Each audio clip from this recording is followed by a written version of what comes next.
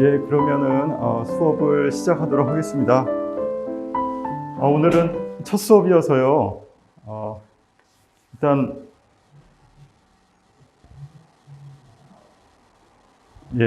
첫 수업이어서 아마도 수학이 좀 많이 어려워서 힘든 분들이 강의 신청했을 거라고 생각이 되는데요.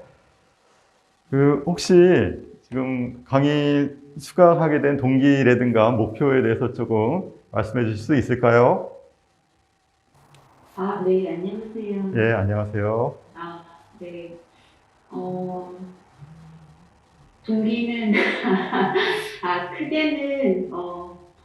크게는, 그냥 애랑 같이, 예, 공부하고 싶기도 하고, 예, 네, 그리고 또 수학에 대해서, 이 개념이라던가, 논리라던가, 이런 거에 또 흥미도 있고 해가지고, 예, 시작하게 됐습니다. 예. 그럼 자제분하고 같이 이렇게 수업을 들으시는 건가요? 네, 맞습니다. 예. 많은 도움이 되시길 바라겠습니다. 그냥 수학을 좀 더 이해하고 재밌게 즐기기 위해서 한 것 같아요. 앞으로 좀 많은 도움을 받아가길 바랍니다. 저도 많이 모르는 거 있으면 늘 물어보고요. 최대한 이제 수학이란 무엇인가에 대해서 우리 또 흥미를 느끼고 재미를 느낄 수 있는 시간이 됐으면 좋겠습니다. 엄마가 권해가지고 들어오게 됐고요. 엄마가 보내서. 네. 지금 몇 학년이죠? 2학년입니다. 중학교 2학년? 네. 중학교 2학년. 자, 그러면 엄마가 권하긴 했는데 본인은 어떻게 이 수업에서 뭐를 공부하고 싶어요? 수학에 유리한 이런 수학에 대한 걸 많이 배우고 싶습니다. 수학에 대한 거. 네. 하여튼 즐거운 배움이 있기를 저도 바랍니다. 그리고 내가 수업을 진행하는데 혹시 모르는 게 있거나 이러면은 그때그때 질문해도 되니까 너무 주저하지 말고 이렇게 질문도 해줬으면 좋겠습니다. 자, 그러면 이제 수학 테라피 제가 강의안은 보내드렸으니까 다 갖고 계시죠? 예, 그거 이제 같이 보시는데 일단 이 수업은 제가 이제 수학 테라피 고등 수학을 좀 진행을 하고 있었는데 아무래도 좀 고등 수학도 좀 많이 어려워하시더라고요. 그래서 최대한 좀 수학의 기초적인 것들하고 중학교까지 내용들을 좀 정리할 필요가 있겠다 이런 생각이 들어서 강의를 시작하게 됐습니다. 그래서 이제 어른들하고 아이하고 같이 이렇게 공부를 하자는 컨셉은 저희 대표님이 그런 걸 또 너무 좋아하세요. 그래서 이제 다 같이 손잡고 이렇게 남녀노소 할 거 없이 학문의 즐거움 속에 빠져드는 이런 강의를 꿈꾸고 계셔서 저도 그 취지에 약간 동감해서 이렇게 이제 강의를 시작하게 됐습니다. 그리고 제가 이제 원래 입시학원에서 이제 학생들을 10여 년 넘게 좀 가르치다가 수학이 너무 입시 때문에 왜곡이 되고 있다 이런 생각을 많이 평소에 하고 있었어요. 그래서 이제 학생들한테도 수학이 저렇게 제한 시간 안에 빠르게 풀고 이렇게 높은 성적을 받아야 되고 이런 것보다는 수학 본연의 어떤 목적, 우리가 수학을 공부하는 목적이 있을 텐데 그런 것들을 좀 놓치고 있지 않나 이런 아쉬움도 좀 있고 해서 이런 강의를 좀 언젠가 해야겠다는 생각을 하고 있었는데 저도 이 기회에 이런 강의를 하게 된 거죠. 그래서 하여튼 좋은 목적을 가지고 수학이라는 것을 공부를 해본다는 것을 한번 체험하는 시간이 됐으면 좋겠습니다. 자, 그럼 시작하기에 앞서서 수학 공부에 대한 오해들을 먼저 제가 좀 약간 소개를 좀 풀어드리고 싶어요. 그래서 제가 평소에 많이 들었던 오해들에 대해서 몇 가지 좀 소개를 해보겠습니다. 자, 일단 첫 번째가 이제 수학에 대한 오해 중 하나가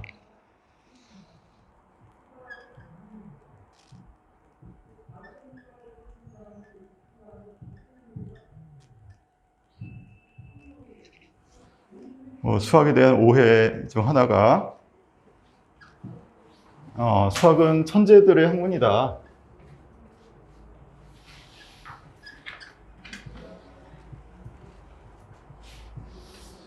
뭐 이런 생각들을 많이 하십니다. 실제로 수학이 좀 어렵다 보니까 이 천재들만이 할 수 있는 거고 나는 머리가 나빠서 수학은 안 된다.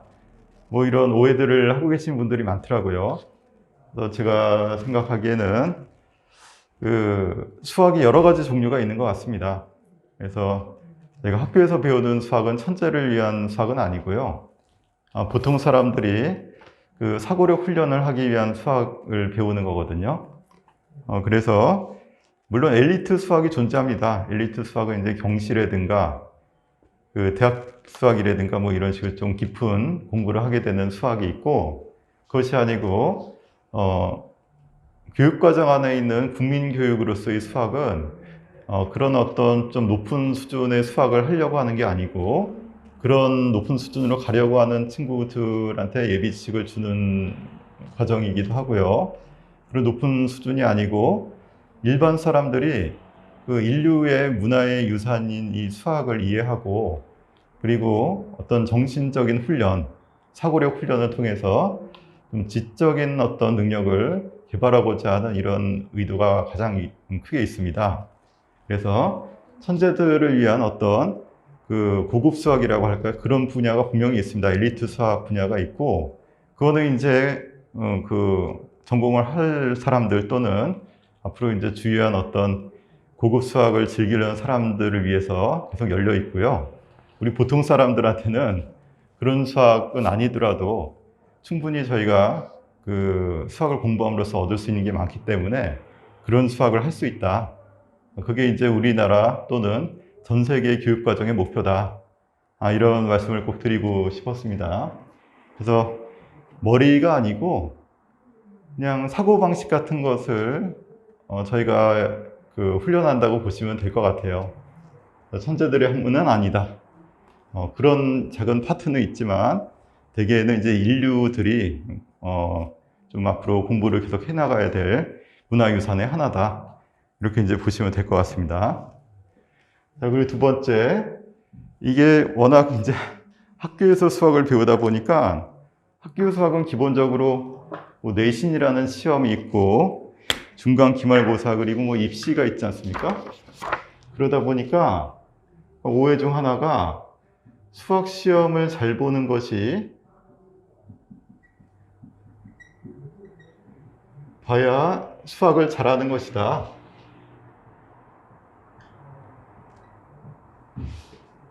뭐 이런 오해들이 좀 있습니다. 물론 이제 수학적인 역량이라고 할까요? 그런 게 좀 감각이 있는 친구들이 시험도 잘 보고 그런 경향이 있긴 하지만 그 시험이라고 하는 게 제한된 시간 안에 이제 꾸겨 넣어서 문제를 풀어야 되는 거거든요. 그래서 근데 저희가 수학을 배우고자 하는 원래의 목적하고는 실은 거리가 멉니다.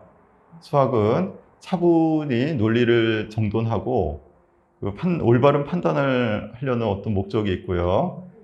그리고 어떤 문제 해결이라고 하는 것도 이렇게 단시간에 유형들을 이제 외워가지고 푸는 게 아니고 오랜 시간에 걸쳐서 어떤 문제를 차분히 해결해 나가는 이런 문제 해결 능력을 필요로 연마하는 것이거든요. 그래서 수학 시험을 잘 보는 것하고 수학을 잘한다는 것은 좀 차이가 있는 것 같습니다.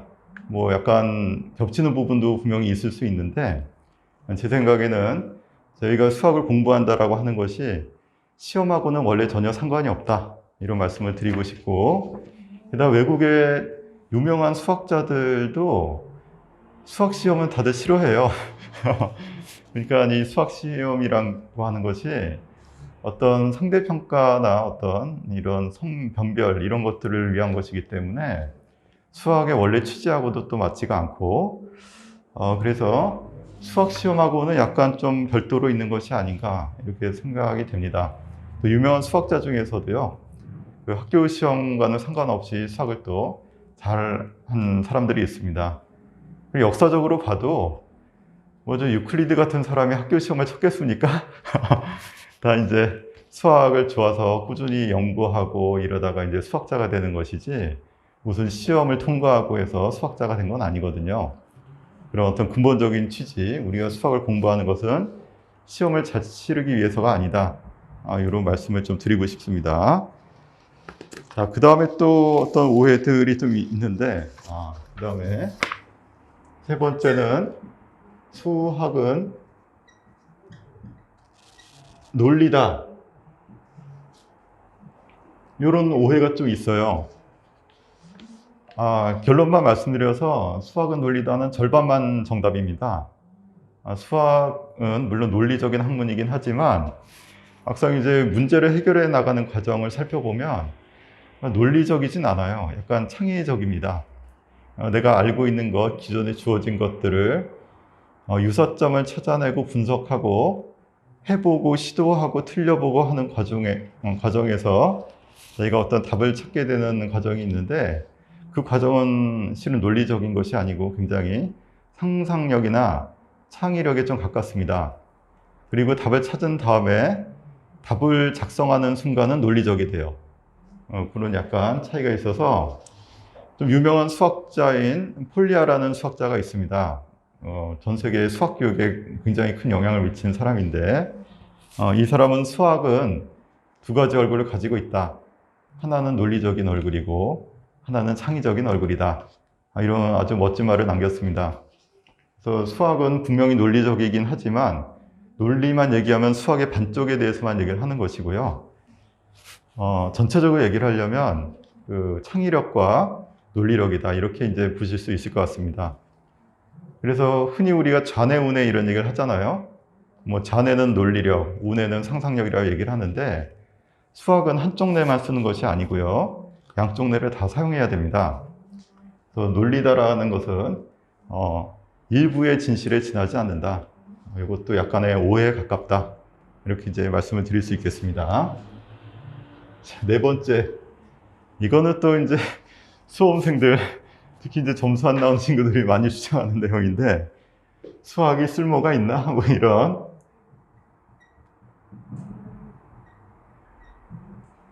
수학은 도대체 어디다 쓰는 물건이냐?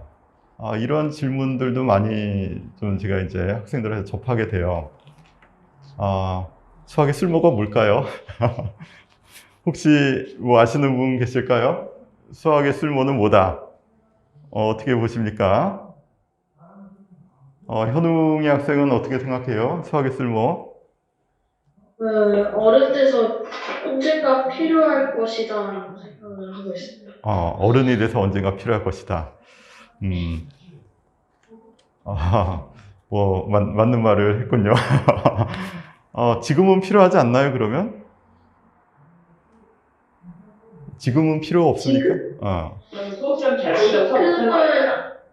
예? 지금은 나중에 잘하려고 배우는 것 같아요. 지금은 당장은 쓸모는 모르겠지만 나중에 잘하기 위해서 기본적인 걸 먼저 배우는 거다. 네.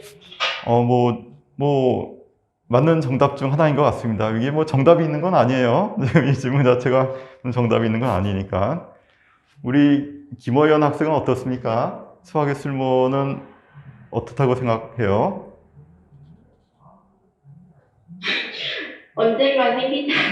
언젠가 생긴다. 똑같은 대답인 것 같습니다. 그러면, 어머님은 어떠십니까? 차준동 어머님. 수학의 쓸모. 예. 일단은 뭐 덧셈부터 이제 뭐 계산하려면 써야 되고 돈 쓰려면 요즘 안 쓰나 카드 띡하는 되니까.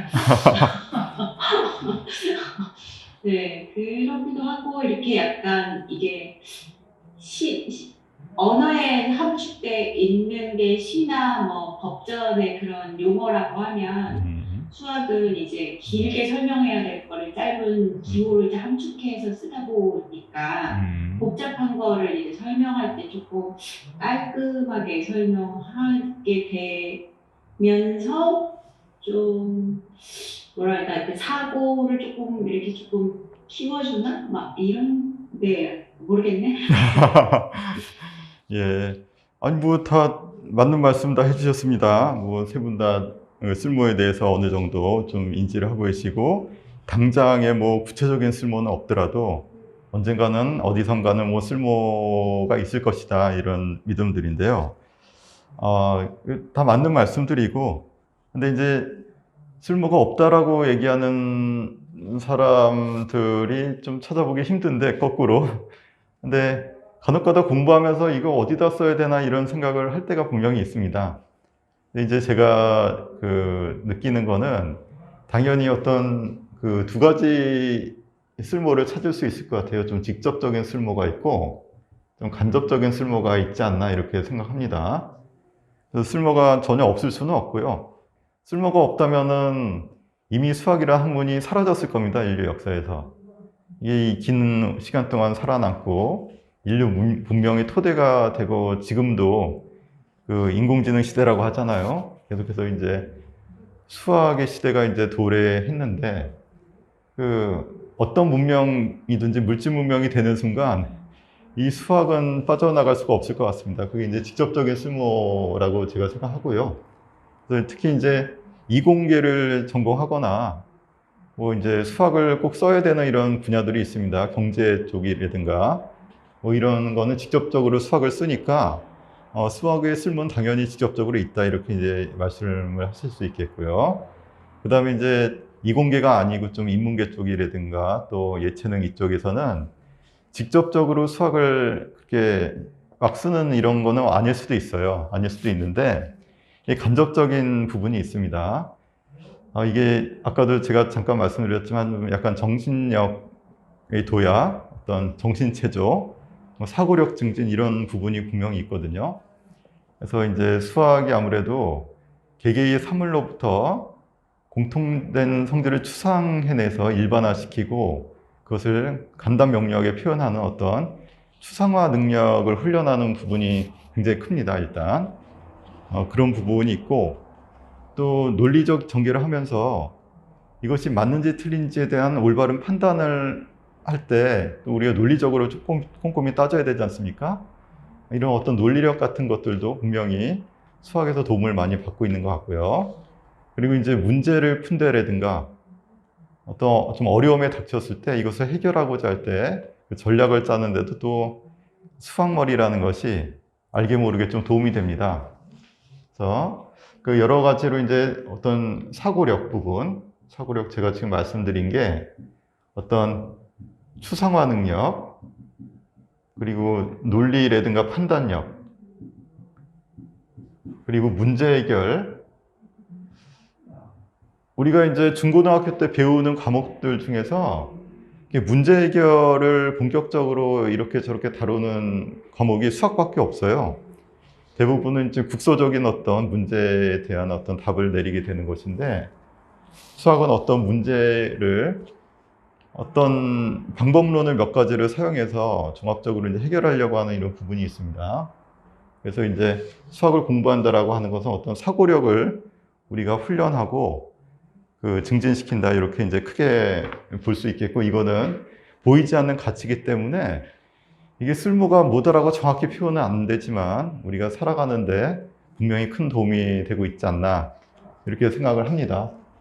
그래서 약간의 이런 오해들 일단은 좀 보니까 오해들을 많이 안 갖고 계신 것 같아서 제가 굳이 설명드릴 필요는 없었던 것 같은데, 어쨌든 간혹가다 공부하시다가 이런 어떤 질문들을 만나실 거예요. 저는 이제 이렇게 이런 질문들에 대해서는 좀 오해들이다, 이렇게 좀 말씀드릴 수가 있지 않나, 이렇게 생각합니다. 자, 그 다음에 이제 수학이 그렇다면은 좀 사람들이 좋아하는 사람들도 있거든요. 지금도 수학이 아마도 좋아서 오신 거겠죠? 그래서 이제 수학이 굉장히 좀 매력적인 학문인데, 수학의 매력은 뭐 제가 이게 매력이다라고 말씀드려서 매력이 생기는 게 아니고, 뭐 하다가 이런 것이 자연스럽게 느껴져서 좋아하는 사람들이 있습니다. 저도 뭐 그 사람 중 하나였고요. 그래서 수학을 이제 좋아하게 되는 이유, 이런 것들을 좀 생각해 봤더니, 첫 번째는 수학은 자유다라는 아주 유명한 말이 있죠. 이것도 이제 집합론의 창시자인 게오르그 칸토어가 얘기했던 내용이죠. 뭐냐면은 수학은 자신이 전제했던 어떤 그 전제의 무모순이기만 하면은 어떤 얘기든지 자유롭게 할 수 있다. 그 어떤 권위나 어떤 힘이나 감정이나 이런 것이 아니고 자기가 전제했던 어떤 가정들의 모순이 되지 않으면 무엇이나 자유롭게 얘기할 수 있다라는 어떤 얘기를 합니다. 그래서 수학은 자유다라고 얘기를 하는데요. 그 수학이 그런 의미에서 굉장히 자유스럽습니다. 내가 책임져야 되는 부분은 내가 애초에 전제했던 가정밖에 없기 때문에 얼마든지 자유롭게 이런저런 생각들을 펼칠 수가 있거든요. 제 생각에는 이 부분이 수학의 가장 큰, 개인적으로 저한테는 가장 큰 매력이 아니었나 이렇게 생각이 됩니다. 자, 그 다음에 수학은 또 단순하다? 뭐 이런 생각도 해볼 수 있을 것 같아요. 그러니까 굉장히 복잡해 보이는 문제인데 실은 굉장히 추상화시키고 간단히 정리하다 보니까 아주 간단한 수식 하나로 딱 정리가 되지 않습니까? 대개는 뭐 아인슈타인 같은 경우는 엄청나게 복잡한 현상, 에너지와 물질과 빛의 속도 간의 관계식으로 아주 간단한 관계식으로 정리를 하잖아요. 그래서 이제 복잡한 어떤 현상, 세계의 어떤 물질의 어떤 그 세계들을 아주 간단한 수식으로 단순하게 정리를 할 수 있다는 게 굉장히 명쾌하거든요. 이 단순미가 있습니다. 그래서 이제 저희가 이제 문제를 해결하거나 할 때도 최대한 복잡해 보이는 문제를 아주 단순하게 만들어서 이제 해결을 하거든요. 이게 또 수학의 참 간결하고 명료한 이런 아름다움이 아닐까, 매력이 아닐까 이렇게 생각이 듭니다. 제 생각이 그렇습니다. 자, 그 다음에 제 생각에 또 수학이 또 멋있는 부분은 수학은 공정하다라는 거죠. 뭐 방금 전에도 말씀드렸지만 수학은 왜라는 질문에서 이제 출발합니다. 그게 왜 이렇게 되는 거지? 이런 호기심에서 출발해서 올바름과 원칙을 추구하게 돼요. 그 올바름이라고 하는 것이 무엇인지, 왜 그렇게 되는지에 대해서 정확한 진실을 알고 싶어 하고 그 진실을 추구하죠. 그래서 가짜 논리들은 다 이제 참고짓을 통해서 걸러냅니다. 힘이나 권위가 아니라 논리에 따른 공정한 판단을 하거든요. 그래서 좀 공정한 세상을 기대하고 있을 때 우리는 어떤 정말 그 어떤 힘이나 권력이나 어떤 그 파벌이나 기타 등등 그런 것이 아니고 순수하게 올바른 것에 의해서 그 세상이 공정하게 좀 다스려지기를 기대하는 마음을 가지고 있지 않습니까? 그 수학이 가장 대표적으로 인간의 어떤 사심을 떠나서 객관적으로 모두가 다 맞을 수밖에 없다라고 하는 어떤 원칙의 세계이기 때문에 이 공정성을 가지고 있어요.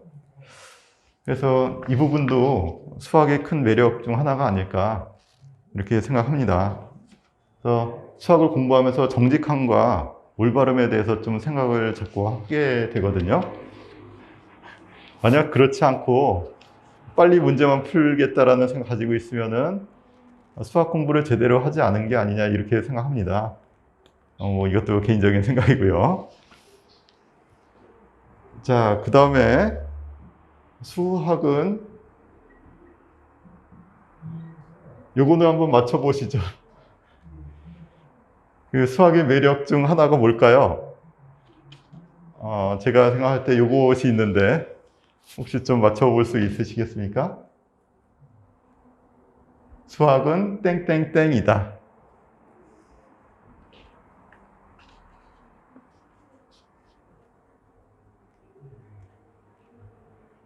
너무 어려웠나? 첫 글자를 제시하겠습니다.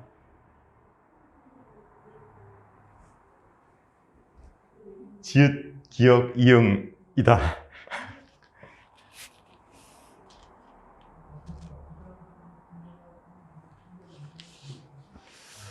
이게 이거라고 하지 않고 뭐뭐다. 그냥 딱 이렇게 줄여서 얘기할 수도 있겠네요.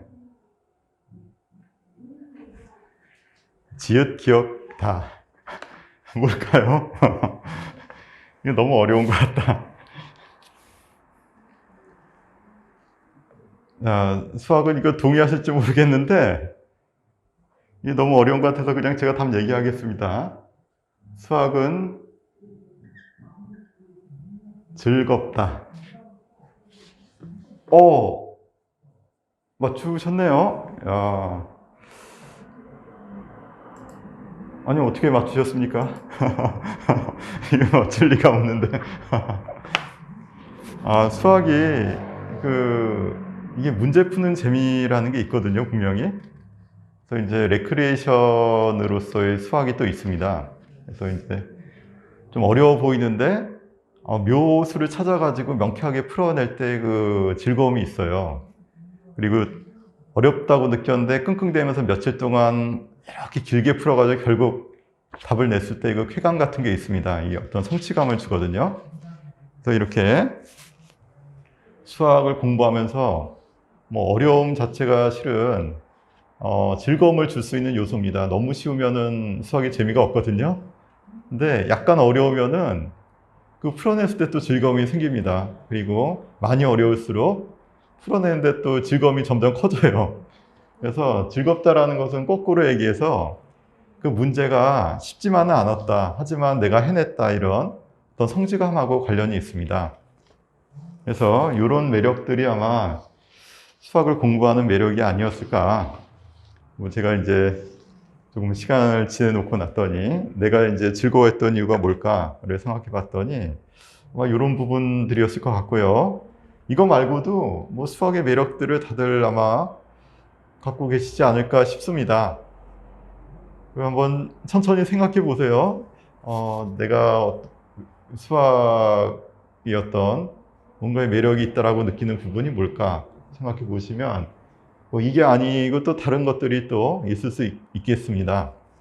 뭐 각 개인들마다 어떤 이런 즐거움을 느끼는 게 다르기 때문에 그런 즐거움을 더 찾아가시는 것이 수학 공부하는 또 즐거움이 또 되지 않을까.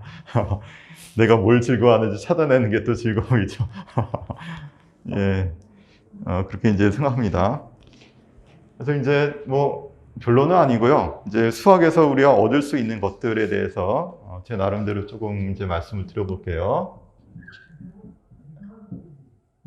수학에서의 뭐 수학 공부를 해야 하는 이유?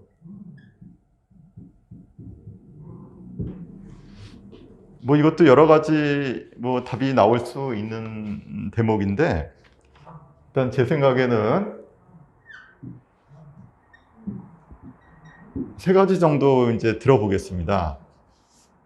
뭐 제 생각을 듣기에 앞서서 혹시 그 수학 공부하는 이유 아까 잠깐 들어봤는데 뭐 언젠가 쓸모가 있을 것 같아서 그리고 이제 뭐 이제 실제적인 그 실생활에 쓰기 때문에 뭐 이런 어떤 말씀들을 해주셨죠. 저는 약간 좀 다르게 말씀을 드려보겠습니다. 첫 번째는 아무래도 이 통찰력.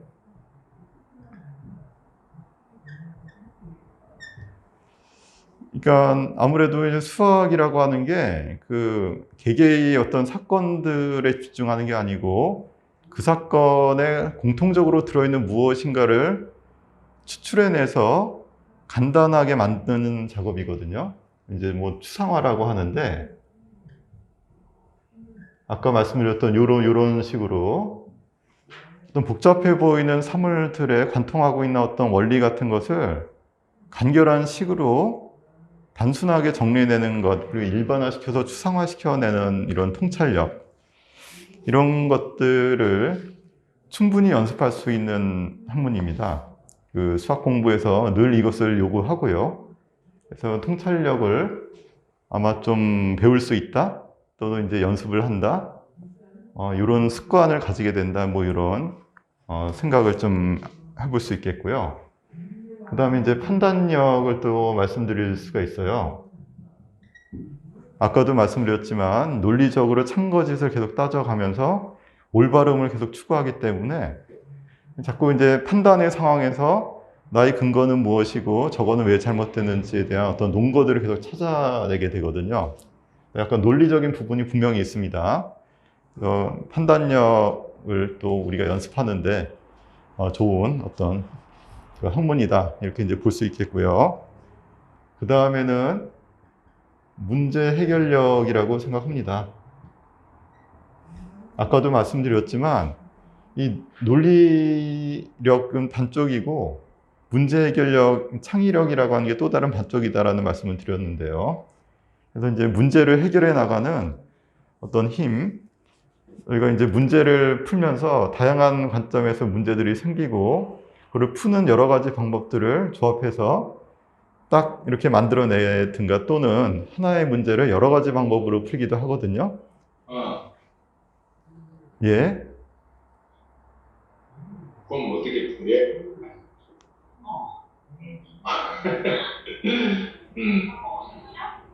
이게 무슨 말씀일까요? 해먹었다고 해야 할 수 있다. 여기 뭐 어투미 같은 거 있길래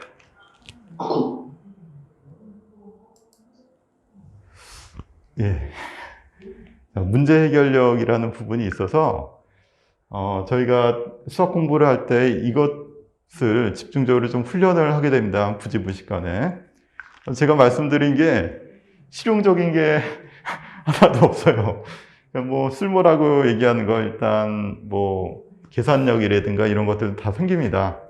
뭐 그런 것들은 당연히 이제 부수적으로 저희가 이제 얻어가는 것들인데 제가 생각할 때 수학 공부의 가장 큰 의의는 이 세 가지 정도가 아닐까. 사물을 바라본 통찰력을 우리가 이제 기르게 되고 판단력하고 문제 해결력을 가지게 되는 거.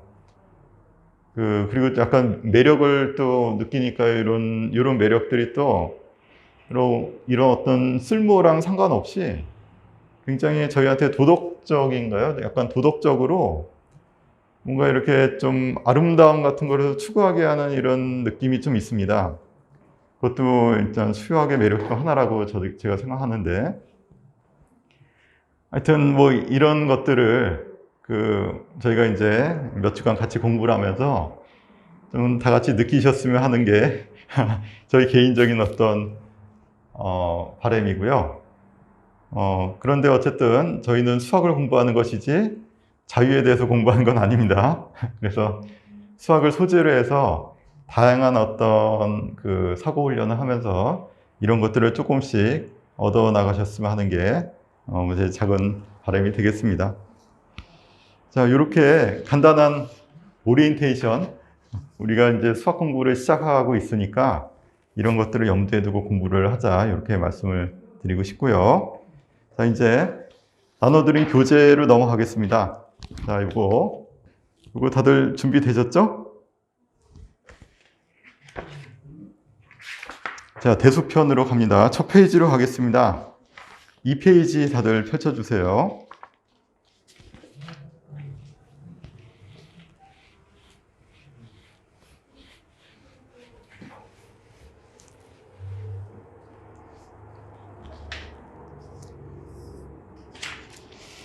자, 2페이지는 이제 중학수학을 시작하는 이유들에 대해서 간단하게 좀 얘기해 봤는데 이거는 각자 읽어보시죠. 자, 3페이지로 가겠습니다. 3페이지는 이제 저희가 첫 번째 이 세션이 대수라는 것을 배우는 것인데 이 대수의 어떤 어원에 대해서 제가 좀 소개를 시켜드리려고 이렇게 좀 정리를 해봤습니다. 이 대수라는 게 그게 뭐 대수인가 뭐 이런 대수하고는 많이 다릅니다. 이 수학 용어들이 아무래도 중국에서 서양 수학을 번역하는 과정에서 수학 용어들이 만들어진 것을 일본하고 한국이 중국에서 쓰던 용어들을 거의 그대로 갖고 와요. 그래서 대부분의 수학 용어들이 19세기 청나라 수학자인 이선란이라는 사람이 번역한 책에서 만들어집니다. 이제 대수라고 하는 것이, 그래서 좀 한자를 어쩔 수 없이 제가 이제 좀 쓰게 되는데, 대수.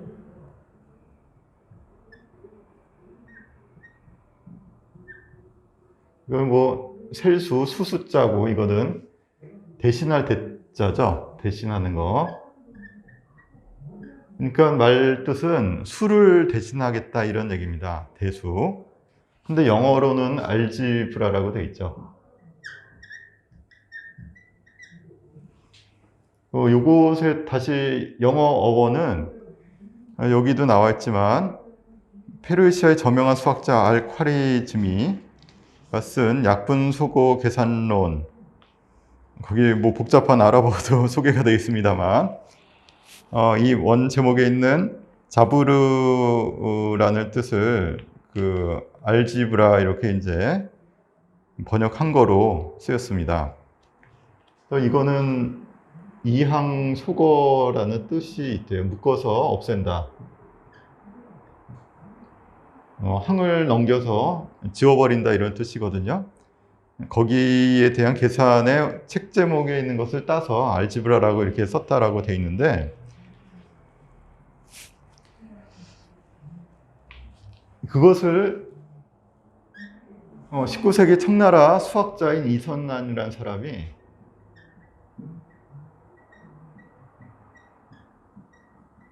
한국 사람이 아니에요. 중국 사람입니다. 이선난이라는 사람이 그 서양 선교사하고 같이 이제 번역을 한 거라고 돼 있죠. 그래서 이것도 참 대단한 그 조어를 했던 것 같아요. 이항소거의 원칙이라는 책의 알지브라라는 것을 전혀 다른 단어로 바꿨죠. 수를 대신한다. 이렇게 이제 바꿨는데, 근데 이 번역을 너무도 잘한 것 같아요, 실은. 저희가 이제 대수라고 했을 때는 크게 방정식을 풀고 수론에서 거치던 것들을 이제 문자로 바꿔서 푸는 것들을 주로 다루게 되는데요. 그러니까 수를 안 쓰고 문자를 쓴다라는 뜻이 이 안에 담겨져 있습니다. 이것이 현대 대수학은 좀 굉장히 더 복잡해져서 실은 이제 함수 관계라든가 집합 관계 이런 것들까지 다 포괄하는 굉장히 추상적인 개념으로 바뀌어요. 현대 대수는 훨씬 더 좀 문자를 쓴다를 넘어서서 이제 어떤 그룹이라든가 집합 그리고 함수 이런 것들을 연결시켜 가지고 그 상당히 복잡한 어떤 그 사물 간의 관계 이런 식으로 발전하게 되는데, 이 당시만 해도 이제 숫자 대신에 문자를 사용해서 식을 간단히 정리한다 또는 방정식을 만들어서 푼다 이런 어떤 의미에서 대수라고 이제 번역을 했습니다. 자, 그래서 수 대신 문자를 쓴다는 것은 그 세 번째 단락입니다. 추상화 일반화를 통해서 수 세계를 확장한다는 의미를 가집니다. 그래서 현대에서 대수학은 점점 더 추상화되고 있는데,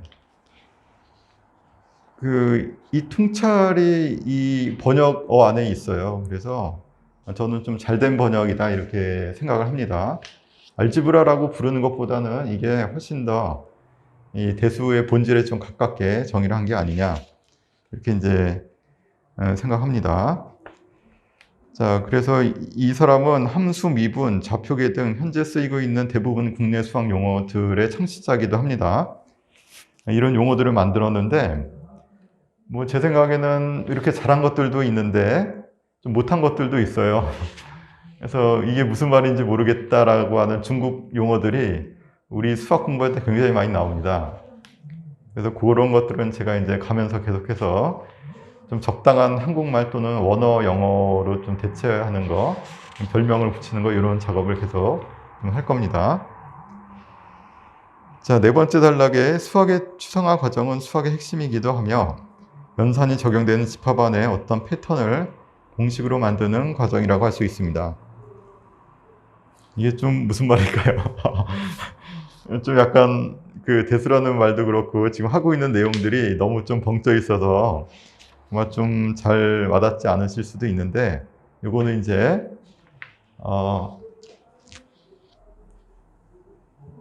이런 거죠. 대수라고 하는 게 조금 이따 저희가 문제를 풀 때 다시 보겠지만 옛날에는 1 더하기 2 더하기 3 더하기 4 더하기 5 더하기 땡땡땡은 더하기 10은 얼마냐? 옛날에는 숫자로 썼던 것들을 이제 일반화시키자면 1 더하기 2 더하기 3 더하기 땡땡땡에서 n까지는 얼마냐? 이렇게 n으로 바꿔치기 하는 거죠. 이게 이제 대수라는 겁니다. 이제 이거를 일반적인 어떤 수라고 바꿔치기 하면서 일반화를 시키는 거죠. 이제 수를 대신해서 문자를 쓰면서 좀 일반화를 추구하는 것이 이제 대수의 핵심이다. 요 말씀을 제가 드린 거고요. 그래서 어떤 수가 들어오더라도 그 수까지 합에 해당하는 숫자가 아니라 식으로 바꿔치기 하는 거죠. 그래서 일단 일종의 공식을 만들어내는 과정이기도 합니다. 그래서 이 대수의 추상화 과정은 이런 거다. 이런 말씀을 제가 좀 드릴 수 있겠고요. 그래서 그 네 번째 단락 계속해서 보겠습니다. 또한 공식을 적용하려면 서로 다른 것처럼 보이는 것에서 같은 꼴을 발견하는 능력이 필요합니다. 그래서 이제 푸앙카레라는 유명한 수학자는 수학은 서로 다른 사물들에서 같은 것을 찾아내는 학문이다. 뭐 이렇게 아주 또 멋지게 표현을 했어요. 일단 천재 수학자들은 역시 통찰력이 있다 보니까 이렇게 좀 멋있는 표현들이 많이 나오는데, 서로 다른 사물들 중에서 같은 것을 볼 줄 아는 어떤 훈련이거든요. 이제 우리의 추상화 능력이라고 보는 것인데, 이 같은 꼴을 찾아내는 능력, 이걸 앞으로도 저희가 수학할 때 굉장히 많이 하게 됩니다. 특히 이제 대수에서는 서로 다른 상황처럼 보이는 것을 같은 어떤 같은 공식 또는 원리를 찾아내서 그걸 이용해서 이제 푸는 거를 하거든요. 그런 이제 우리 훈련들이 좀 기다리고 있다. 이렇게 보시면 되겠습니다. 자, 그래서 이 역시 서로 다른 것들 사이에 유사성을 발견하고 유추하는 추상적 사고력, 차이를 넘어서는 변형 능력과 창의성을 필요로 합니다. 물론 중고등학교 수학은 그 수위가 좀 낮은 편입니다만 대수 공부라고 하는 것은 이와 같은 사고 훈련을 기본적으로 요구하고 있습니다. 뭐 그런 것 같죠? 그리고 이제 산수라고 대수를 그 아래 좀 비교해 봤는데요. 산술은 주로 사칙 연산을 빠르게 계산하기 위한 속셈법 같은 거를 이제 연습을 하는 거고요. 그 문자를 사용해서 추상화시키기 시작하면서 대수가 시작됐다. 뭐 이렇게 좀 구분하시면 되겠습니다. 그래서 대수에 관련된 어떤 백과사전하고 어원에 관련된 설명을 제가 조금 드렸고요. 네, 본격적으로 목차 보겠습니다. 목차는 크게 수와 연산과 문자와식 크게 두 단원으로 구성을 했고요. 내용은 중1서부터 중3까지에 나오는 뭐 이런 주제들을 한꺼번에 학년별로 나누지 않고 한꺼번에 좀 정리를 했습니다. 그래서 하다 보면은 1학년 것도 있고 3학년 것도 있고 아니면 초등학교 내용도 잠깐 나오고 약간 섞여 있지만 주제별로 이제 통합을 좀 해서 이렇게 좀 정리를 했고, 그리고 저는 좀 약간 뭐랄까 이렇게 지역적인 난이도가 높은 이런 문제들은 좀 많이 빼려고 애를 썼는데 필요에 따라서는 한두 개 좀 집어넣기도 했습니다. 그래서 아무래도 좀 약간 도전적인 어려운 문제들이 한두 개는 좀 있어야 이게 좀 재미가 있으니까 그런 것들을 좀 넣긴 했는데요. 기본적으로는 큰 취지에서 2단원에서 해야 될 것들은 다 집어넣고, 그리고 약간 뭐 제가 이거는 좀 필요 없을 수도 있겠다는 거를 좀 빼기도 했습니다. 그래서 이제 중요한 거는 2단원의 핵심들을 잘 이제 챙겨가는 게 제일 중요하니까 그런 취지에서 이제 구성했다 이렇게 보시면 될 것 같습니다. 자, 그러면 다음 페이지로 넘어갑니다. 5페이지 보겠습니다. 5페이지에서는 자, 시작. 드디어 이제 시작인데요. 그 그림이 나와 있습니다. 그림은 이제 인류가 최초로 어떤 수라는 것을 시작하게 된 어떤 모습에 대해서 한번 생각해 보려고 일단 여러 가지 자료들을 좀 모아봤습니다. 아마도 처음은 그랬을 것입니다. 돌을 모으고 빗금을 표시하고 짐승들을 세고 조개무지를 쌓고 손가락 발가락을 이용하면서 이렇게 수학을 시작했겠죠. 그래서 이제 고대의 이런 그 수학의 시초 기원 같은 거를 따져보는 학문의 방법론을 제가 아래도 주석으로 달아놨는데요. 고대에 있었던 일을 추측하는 방법은 아무래도 유물유적을 대표적으로 좀 볼 수밖에 없겠고, 남아있는 책들이 있으면은 그게 또 도움이 많이 되겠죠. 근데 시대가 좀 낮아질수록 책이 없습니다. 책이 없어서 유물유적의 흔적들하고 탄소 반감기 같이 이제 과학적인 어떤 추정을 근거로 해서 그 언제 이런 일들이 있었다는 걸 추정하고요. 또 현대 언어에 남겨진 어떤 어원의 흔적들을 가지고 이게 이렇게 해서 이렇게 변형이 됐구나라는 것을 또 이해하게 됩니다. 그리고 아직도 이제 오세아니아 같은 데는 원시 부족들이 좀 살고 있죠. 원시 부족들은 역사가 아직 발달되기 이전의 모습들을 간직하고 있는 경우가 많기 때문에 원시 부족들을 또 연구하면서 이게 과거의 모습을 또 추정하기도 합니다. 이런 방법들을 써서 수의 시작은 거기 나와 있는 그림은 오세아니아 토레스 스트레이트 섬 원주민이 지금 현재 사용하고 있다고 하는 몸으로 숫자 세기 하는 방법이 나와 있어요. 보면은 새끼손가락이 1번에서 시작해서 뭐 팔꿈치 타고 어깨로 올라왔다가 저쪽 손가락을 넘어가고 다시 허리를 거쳐서 발가락으로 내려갔다가 하는데 다 숫자들의 의미가 있습니다. 물론 모든 원시인들이 다 이러진 않겠죠. 부족마다 그 손가락 위치나 뭐 이런 것들, 수를 먹이는 방법이 다 달랐을 테니까 이걸 뭐 굳이 외우라 이런 얘기는 아니고요. 이렇게 몸을 이용해서 수를 셌었다라는 거를 이제 우리가 좀 추측해 볼 수 있겠습니다. 자, 그림이 좀 뭐 재미있습니까? 자, 그림은 이렇게 또 셌구나, 이런 방법도 있었겠구나 이렇게 보시면 되겠고요. 그 다음에 역사상 최초의 수의 기록은 체코의 한 동굴에서 발견된 약 3만 년 전 늑대뼈에서 찾을 수 있습니다. 다음 페이지 보시면 늑대뼈 그림이 나와 있는데요. 6페이지 맨 위를 잠깐 보시면 뼈에 뭐 빗금 같은 게 쫙 그어져 있습니다. 돌 같은 걸로 이제 흔적을 낸 것 같은데요. 이거는 뭐냐 하면은 그 뭔가 수를 나타내려고 이게 빗금을 사용했다는 거죠. 그래서 최초의 수의 기록이다 이렇게 보고 있습니다. 이게 3만 년 전께 가장 오래된 것으로 지금 알려져 있거든요.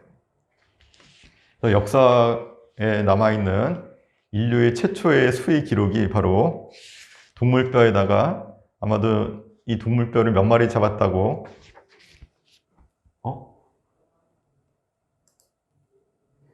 혹시 계속 말씀 잘 들리시죠? 네, 잘 들립니다. 예, 감사합니다. 자, 동물뼈가 발견됐는데 다른 지역에서는 또 코끼리 뼈라든가 뭐 다른 동물 뼈들의 또 빗금 표시가 또 발견이 됐습니다. 그래서 아마 그 지역에서 잡은 이 짐승 개수를 이 사냥꾼이 자랑하려고 이렇게 표시를 한 게 아닌가, 뭐 이런 추측이 좀 있습니다. 아니면은 뭐 다른 용도로도 썼겠죠. 자, 요게 이제 수의 기록의 최초 시작이었을 것이라고 이제 보고 있습니다. 자, 그 다음 아래에 나와 있는 그 6페이지입니다. 6페이지에 중앙에 나와 있는 영어로 된 뭐 표가 나와 있는데요. 이 국내 이제 번역본을 제가 못 찾아서 이제 해외 자료를 그냥 지금 바로 이제 캡처를 해서 갖고 온 건데, 그 가운데 그 뭔가 짐승 5마리가 있습니다. 이 오라고 하는 것을 표현하는데 어떤 방법들을 썼느냐, 그 곳곳마다 이제 표현 방법들이 좀 달랐다는 거죠. 그게 쭉 나와 있습니다.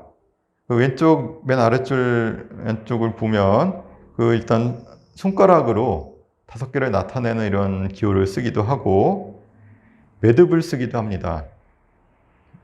그 다음에 뭐 뼈에다가 뭐 주긋기도 하고요.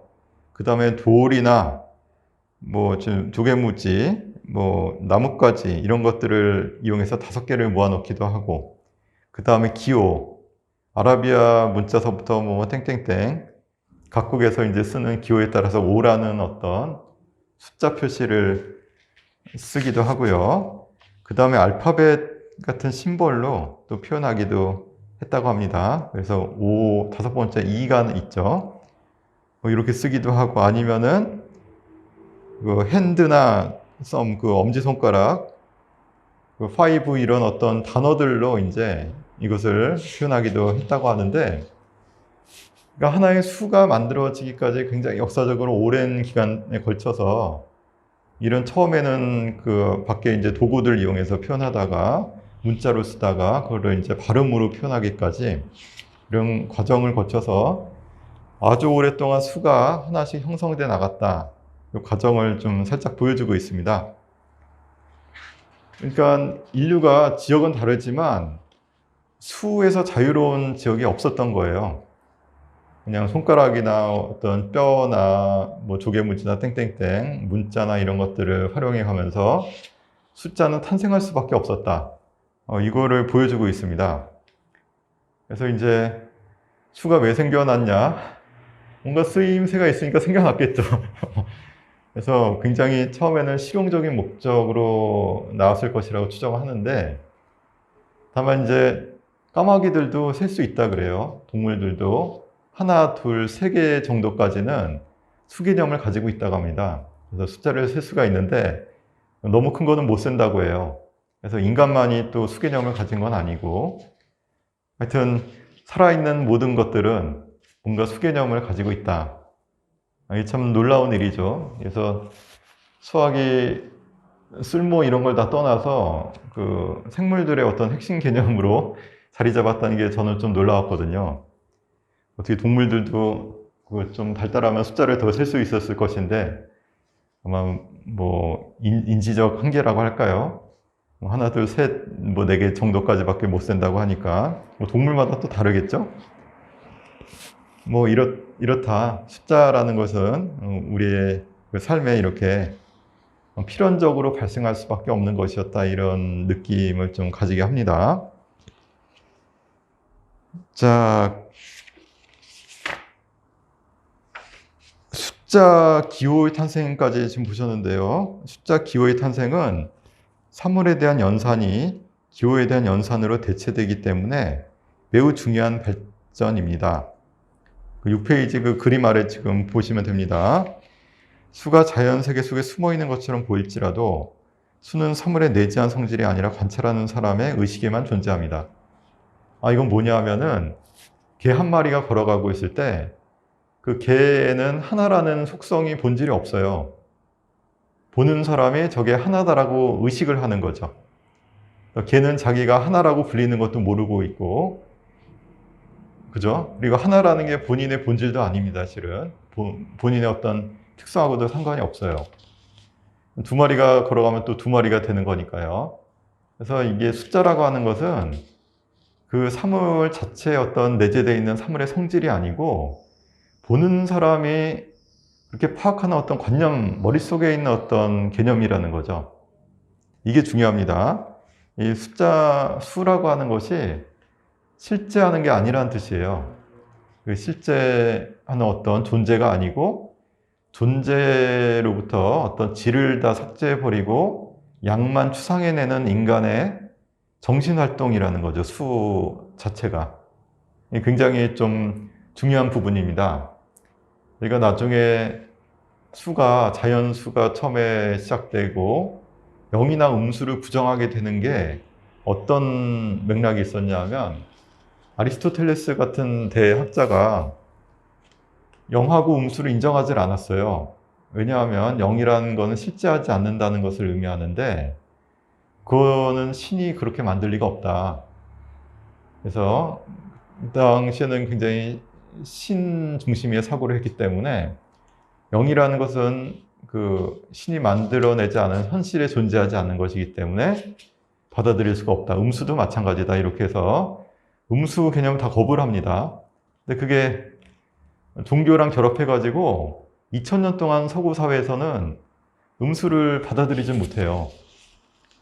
굉장히 수가 실제한다라는 어떤 믿음이 있었던 것인데, 그게 잘못된 거죠.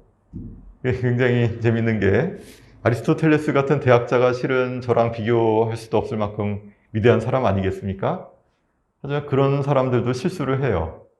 잘 모릅니다. 잘 모르기 때문에 그 수가 관념이었다는 것을 모르고 실제하는 것에서만 나와야 된다라고 생각했던 거거든요. 그래서 지금 이 문단, 수가 자연 세계에 숨어 있는 것처럼 보일지라도 수는 사물의 내재한 성질이 아니라 관찰하는 사람의 의식에만 존재한다라고 하는 부분이 굉장히 중요합니다. 왜냐하면 이 관념을 가져야 수가 실제하는 무엇을 매칭시킬 수는 있지만 수 자체가 실제하는 것과는 상관이 없기 때문에 영이나 음수, 심지어 허수까지도 다 존재하는 수로 인정을 할 수 있다는 근본적인 생각이 여기서 시작되거든요. 근데 실제하는 것과 수를 자꾸 매칭시키는 이런 훈련만 돼 있으면은 그 다음 단계로 이 관념이 넘어가기 힘들어요. 그래서 서양에서 2000년 동안이나 이 음수를 받아들일 수가 없었던 거 아니겠습니까? 근데 이거를 지금은 중학생들도 다 쓰잖아요. 중학교 때 이제 음수를 처음에 배우니까. 그래서 이 수학을 한다는 것은 이런 관념을 넘어서는 거예요. 관념을 넘어서서 내가 기존에 갖고 있던 어떤 그 선입견 이런 것들의 본질을 좀 보고 그 수의 세계를 확장하듯이 그 세계를 뛰어넘는 겁니다. 이게 굉장히 좀 힘든 과정이기도 한데 한번 경험하게 되면 이게 굉장히 좀 사물을 보는 자유스러움, 약간 높은 어떤 추상적 레벨에서 이제 좀 바라보는 어떤 이런 경험을 좀 하게 되거든요. 그래서 저는 이 부분이 좀 굉장히 수가 내재된 성질이 아니다라는 거, 그리고 우리의 머릿속에 있는 어떤 것이다라는 것이 의미하는 바가 좀 크지 않나 이렇게 보고 있습니다. 그래서 수는 사물에서 양을 추출해내는 추상적 사고의 시작이다. 그러니까 수학 자체가 이 추상성이라는 것을 근본적인 어떤 자기의 어떤 모습으로 가지고 있어요. 좀 어렵죠? 지금 내가 너무 문자를 많이 쓴 것 같은데. 서현우 학생 좀 이해가 됩니까, 지금? 네. 좋은데? 어연 학생도 뭐 당연히 이해가 되겠죠? 네. 마지못해 하는 것 같기도 하고. 예. 굉장합니다. 이것이 이해가 됐으면은, 이 수업의 거의 절반은 이해를 한 거다, 이렇게 봅니다. 자, 그러면 세하는 수가 점점 커지겠죠? 이게 한, 5, 6, 7, 8 이렇게 세다가 몸으로 해서 뭐 30가지 정도 세다가 이거를 넘어가게 되면 더 이상 몸으로 셀 수가 없잖아요? 그래서 더 많은 빗금을 긋기에도 뼈가 한계가 있고 자갈 막대기를 쌓는 것도 이게 한계가 있겠죠? 그래서 큰 수를 세할 때 이 난관에 부딪히게 됩니다. 근데 수는 점점 많아지겠죠. 하루가 저물고 그 다음 해가 뜨고를 다 기록하려고 해도 1년 지나면 365개의 빗금을 거야 되는데 그거를 다 이제 처리를 할 수가 없겠죠.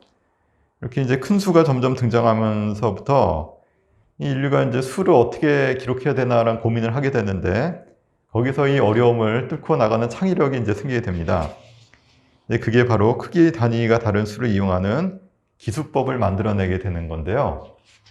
다음 페이지에 이제 기수법, 어떤 기수법을 썼는지를 이제 볼 건데, 1시간 지나서 약간 좀 피곤하실 것 같아서 5분만 쉬었다가 이어서 하도록 하겠습니다. 자, 5분 동안 화장실 갔다 오시고요. 좀 이따 뵙겠습니다.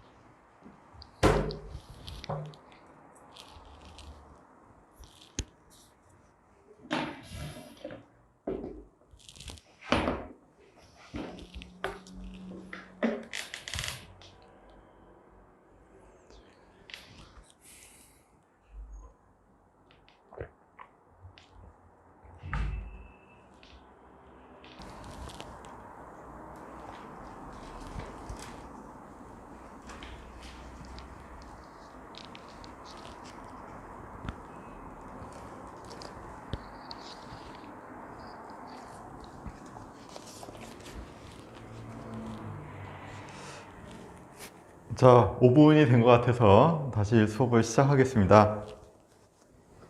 자, 다 들어오셨나요?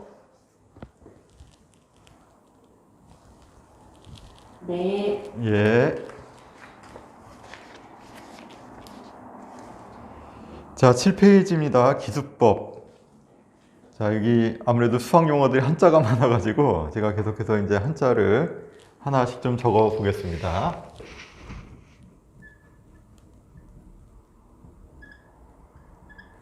이 기자가 적을 기자예요. 뭐 숫자입니다. 기수를 하는 방법. 수를 적는 방법이란 뜻이죠.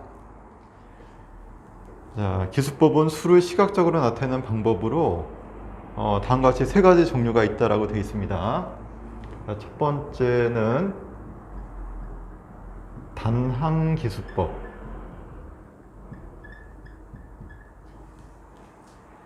그 단항기수법은 뭐 항이 하나인 기수법, 그러니까 하나만 이용해서 쓰는 기수법입니다. 요거는 뭐 아래 얘가 바로 나와 있는데요. 뭐 우리가 이제 반장 선거나 이런 거 할 때 개표를 하지 않습니까? 그때 이제 뭐 하나, 둘, 셋, 넷, 다섯 이런 식으로 적는 거 5개마다 이제 뜯어서 적게 되잖아요. 이게 일종의 단항기수법입니다.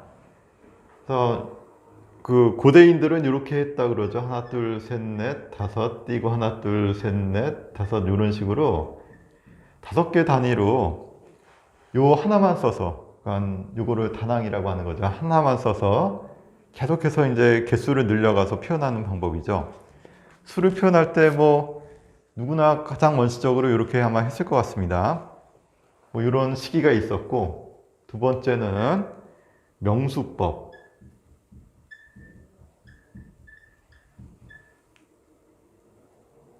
이게 이제 명명하다라는 명자죠, 이게. 수를 명명하는 방법. 그래서 이거는 단위가 다른 수들을 가지고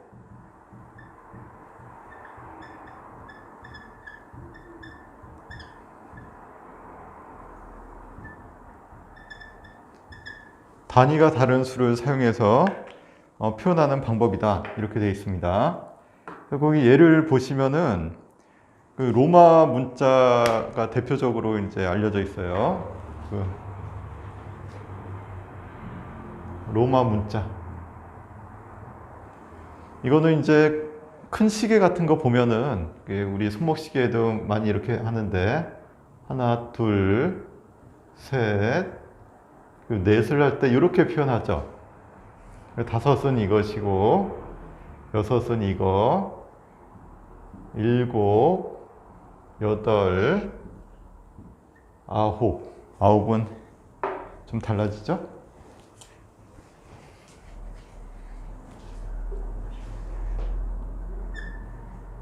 열. 자, 요거는 아마 이제 시계나 뭐 이런 데서 아직도 흔히 볼 수 있는 표현인데요. 로마 문자입니다. 보시면은 하나를 가지고 3개까지는 자연스럽게 저희가 이해할 수 있는데 갑자기 V자 나오면서 왼쪽에 1이 있고 그 다음에 V자 나오고 V자 오른쪽에 또 1이 있죠. V가 지금 5를 단위가 다른 어떤 새로운 문자가 나온 겁니다. 이렇게 단위가 다른 새로운 문자를 사용해서 나타내는 것을 명수법이다라고 합니다. 큰 수가 나오면은 아무래도 요거 1만 가지고 쭉 표현하는 게 너무 한계가 생기니까 단위 다른 걸 새로운 문자를 만든 거예요. 10도 X자를 써서 10을 표현합니다. 이런 식으로 로마 숫자들은 그 5단위로 해서 계속해서 새로운 문자를 써서 표현하는데 그 아래 이제 나와 있는 게 그 50은 또 뭐라고 쓰냐? L이라고 쓰고 100은 C라고 씁니다. 그리고 500은 D라고 쓰고 1000은 M이라고 써요. 단위가 다른 것마다 새로운 문자를 쓰고 약간 규칙이 있습니다. 문자의 왼쪽에다 적으면 빼라는 뜻이고 오른쪽에 쓰면 더하라는 뜻이 돼요. 그래서 5에서 빼기 1이 돼서 4가 된 것이고 여긴 더하기 1이 돼서 6이 되는 거죠. 마찬가지로 10에서 2를 왼쪽에다 썼으니까 빼서 9가 되고 오른쪽에 쓰면 11이 되겠죠. 이렇게 로마 문자는 단위가 다른 새로운 단위마다 새로운 문자를 써서 나타내는 방법을 썼는데 이걸 이제 명수법이다 이렇게 부르는 겁니다. 아직도 이제 로마 자는 종종 쓰니까 이 정도는 좀 알아두시는 게 좋지 않을까 싶습니다.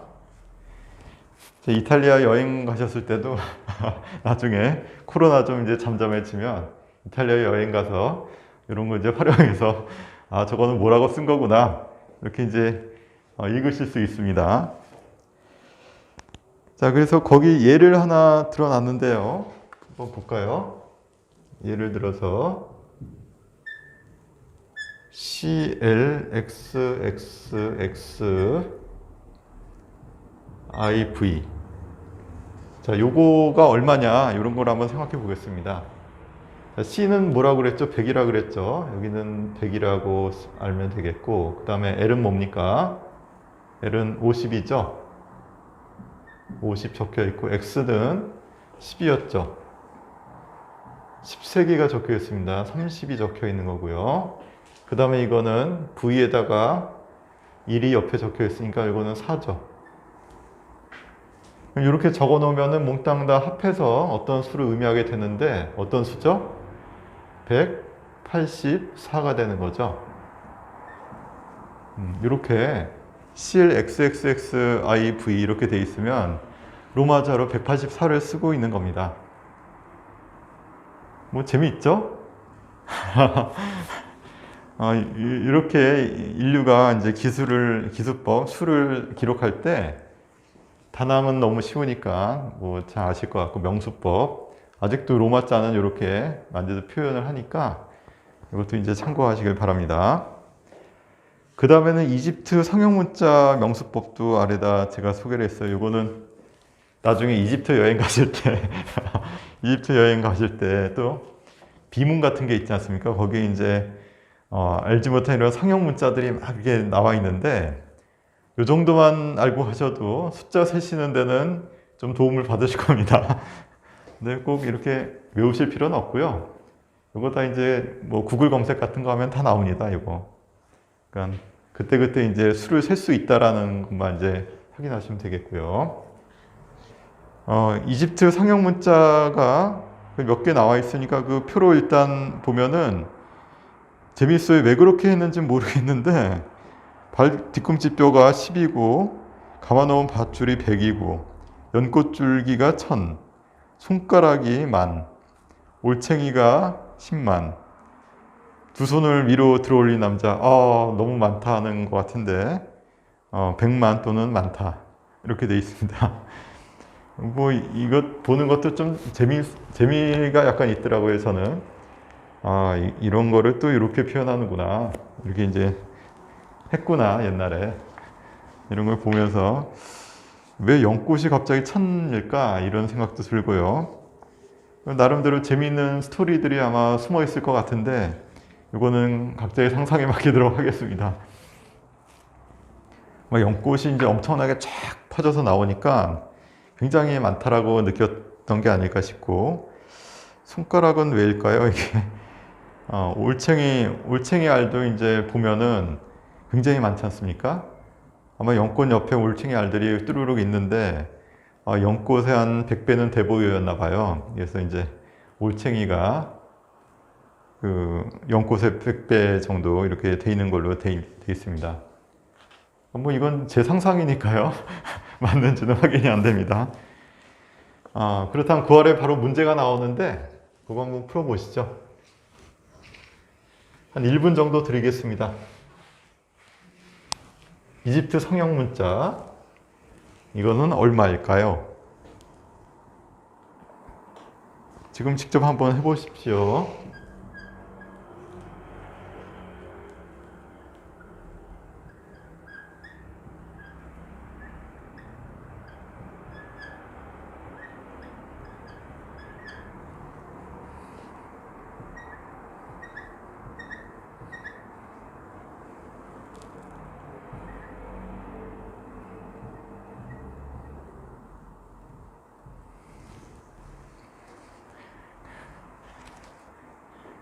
자, 표 체크하셔서 한번 직접 풀어보시죠.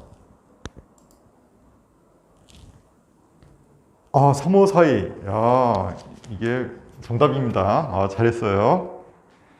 딱 보면은 요거 세 개, 이게 1000인데 3000이란 얘기겠죠. 이게 1000짜리가 3개 있고, 그 다음에 요게 100짜리인데 100짜리가 지금 5개 있죠. 그 500이란 얘기가 되겠고, 요거는 10인데 4개가 나오죠.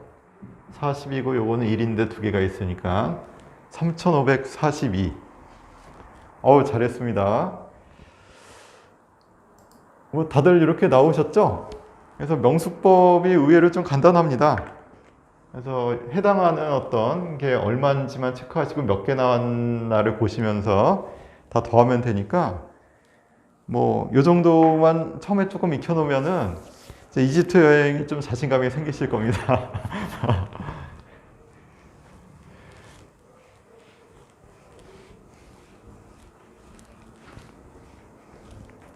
자, 그 다음에 세 번째 기수법이 있는데요. 이게 현대 기수법이죠. 세 번째가 이제 위치값 기수법이라는 것인데,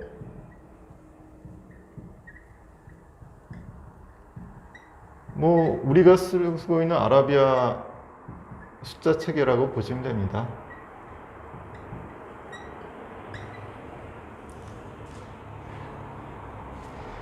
중국, 인도 등에서 발달한 숫자의 위치와 수를 이용해서 나타내는 위치값 기수법. 그래서 1에서부터 9, 0 이것들을 이용해서 위치만 잡아주면은 저희가 그게 얼마인지 바로 알 수가 있죠. 이게 가장 현대적이고 가장 경제적인 어떤 방법이라고 볼 수 있겠는데, 특히 이제 0이라는 것을 발견을 해야 위치값 기수법이 완성이 됩니다. 왜냐하면 중간에 비어있는 자릿수를 다 0으로 체크를 해놔야 이게 몇 번째 자리에 있으면서 그 숫자를 나타낼 수 있다는 게 정확해지거든요. 그래서 0의 발견하고 위치값 기수법이 굉장히 중요한 관계를 가지고 있습니다. 그래서 이진법, 십진법, 육십진법 등 여러 가지 진법들이 현대에도 사용되고 있는데요. 이진법 같은 경우는 그러니까 위치값 기수법을 진법이라고 하거든요. 이 진자가 나아갈 진자인데 한자가 좀 정확하지 않습니다. 이거였던가? 진법 이렇게 뭐 한자는 확실하지 않습니다만 나아갈 진이다. 나아갈 진. 진법이라고 하는 거는 기수법을 다르게 이제 표현한 방법인데, 그 숫자가 차면은 다음 자리로 나아간다 이렇게 보시면 돼요. 그래서 위치가 바뀐다. 진법에 2가 차면은 나아간다. 이진법 이렇게 이제 해석하시면 되겠고, 십진법 10이 차면 나아간다. 자리를 바꾼다. 이렇게 이제 보시면 되겠고, 뭐 이런 진법들은 현대에도 지금 쓰고 있다 이렇게 보시면 되겠는데요. 이 진법은 이제 컴퓨터에서 우리가 많이 쓰고 있죠. 아직도 그 공학도들은 이 진법들 많이 쓰고 있습니다. 그다음에 십진법, 이거야말로 뭐 대표적으로 저희가 잘 쓰는 거니까 잘 쓰시고 있을 거라고 보고, 육십진법은 이 각도, 시간 60분 단위로 저희가 세잖아요. 뭐 그렇게 이제 사용하고 있다 이렇게 보시면 되고, 360을 기준으로 60진법을 지금 쓰고 있는 거죠. 각도는.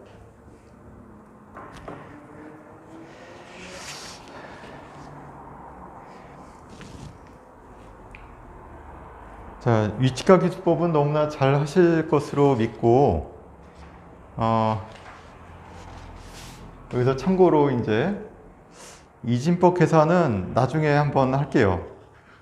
아직은 뭐 본격적으로 이진법 하는 거는 조금 이른 것 같아서 좀 나중에 하도록 하고, 다음 페이지로 가겠습니다. 8페이지입니다. 8페이지에는 인카 문명에서 시작하여 최근까지도 사용된 매듭 위치값 기수법을 소개를 하고 있는데요. 보시면은 인카 문명이라고 하면은 아메리카 쪽이지 않습니까?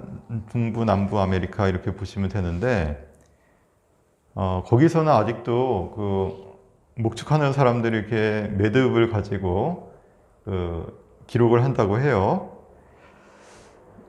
뭐 보시면 직관적으로 뻔히 알 수가 있습니다.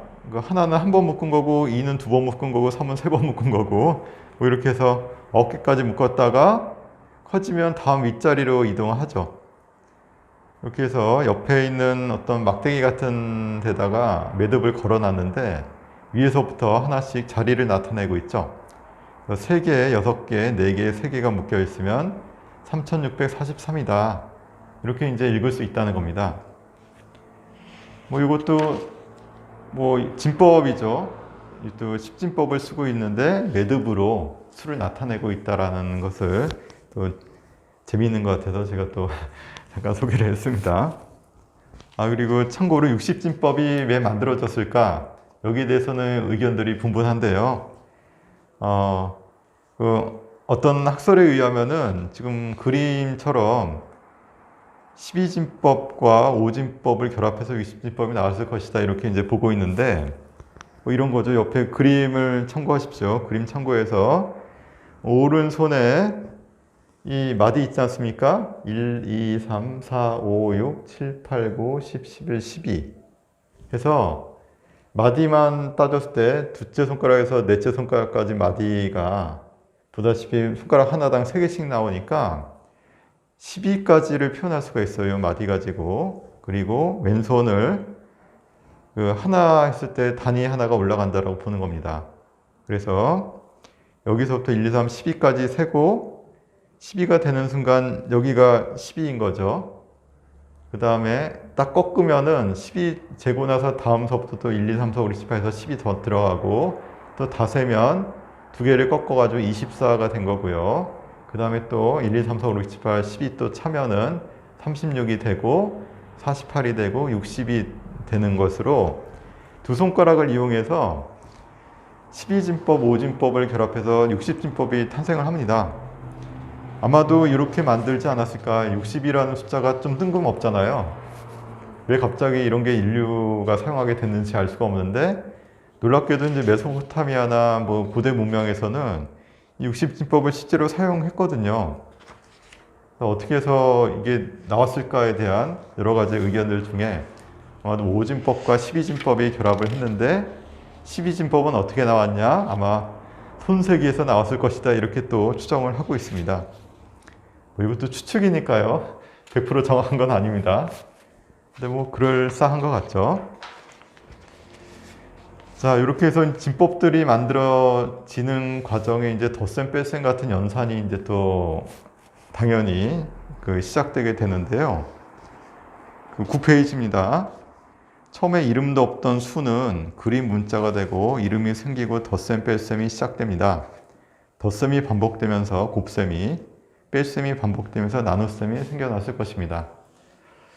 아마도 그렇겠죠. 덧셈이 똑같은 수를 여러 개를 더하는 것을 곱셈으로 처리해서 한 번에 계산하자, 이런 마음이었을 것이고, 빼기를 여러 번 하는 과정에서 몇 번이나 빼지냐가 나오니까 나눗셈이라는 개념이 생겼을 것으로 추정하고 있습니다.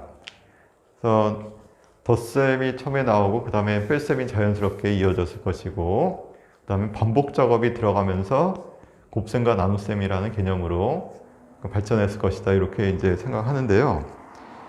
9페이지 중앙에 나와 있는 그림을 보시면 기원전 2650년 수루팍이라고 하는 수메르 서판이 지금 이스탄불 박물관에 지금 보존이 되어 있는데, 그게 일부를 따왔습니다. 그러니까 이게 뭐냐 하면 수메르라고, 당시 수메르라고 했던 그 지역에 그 석판이 발견이 된 거예요. 돌 조각에다가 이렇게 뭔가 열심히 막 적어놨죠. 뭔가 성형 문자 같기도 하고 뭔가 좀 신기해 보이는데, 이것도 번역법을 제가 좀 알려드리겠습니다. 나중에 이스탄불 박물관 한번 놀러 가실 때 숫자 직접 한번 세보세요. 자, 옆에 제가 그림이 1에서 1, 10, 60, 600, 3600, 36,000에 해당하는 기호들이 일단 나와 있으니까 일종의 명수법이겠죠? 명수법 그러니까 각각의 단위마다 다른 모양을 줘서 세개하고 있으니까 이게 명수법이라고 할 수 있고, 이 꺽쇠의 기호를 오늘날 뺄셈으로 해석을 합니다. 자, 그러면 그 왼편에 동그란 석판에 있는 부분 중에서 그 위에서 두 번째, 좌측에서 위에서 두 번째를 보세요. 그러면 이런 그림이 나와 있죠.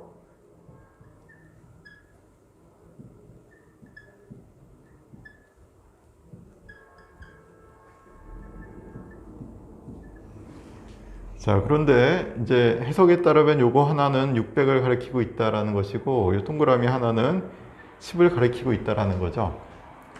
자, 그리고 요 꺽쇠는 빼기를 해라. 이런 의미로 이제 보고 있습니다. 그럼 요거가 계산이 되시죠? 얼마인가요? 64, 24에서 2400이 있고, 빼기 40을 하란 겁니다. 그러면 2360 이렇게 얘기할 수가 있겠죠? 그래서 신기하죠? 이 당시 기원전 2650년인데 그 석판에서 뺄셈 기호가 등장하고, 그래서 수를 나타낼 때 2360을 직접 나타내기가 좀 어려우니까 2400에서 빼기 40으로 해야 좀 편안하게 나타내지 않습니까? 이걸 덧셈으로 나타내려고 하면 굉장히 복잡해요. 어떻게 해야 되죠? 2360을 실제로 덧셈으로만 표현하려고 하면은 요거 3개 먼저 적어 놓고, 그러면 1800 돼 있죠? 600 곱하기 3이니까 1800 한 다음에 그 다음에 560을 해야 되는데 500을 하려면은 그 기호가 없습니다. 600밖에 없잖아요. 500을 만들려면 100기호가 필요한데 500 만들려면 이거로 이게 60이죠. 60으로 하는 거를 몇 개를 해야 되죠? 8개. 그러면 480이 나오고, 그러면 2280이죠. 2280이 된 상태에서 나머지 80을 더 만들어야 돼요. 그러면 하나 더 9개까지 하죠. 540, 9개. 2340이 돼 있죠. 그럼 20이 더 필요하니까 이렇게. 이게 바로 덧셈으로 2360을 표현하는 방법인데, 원래는 이렇게 쓰려고 했겠죠, 처음에는. 근데 이거 9개를 적는 과정, 제가 곱하기 9라고 썼지만 9개를 다 적어야 되거든요. 그것보다는 그냥 하나 더 적고 나서 빼기로 적는 게 훨씬 좋습니다. 좀 경제적이죠, 표기에 있어서.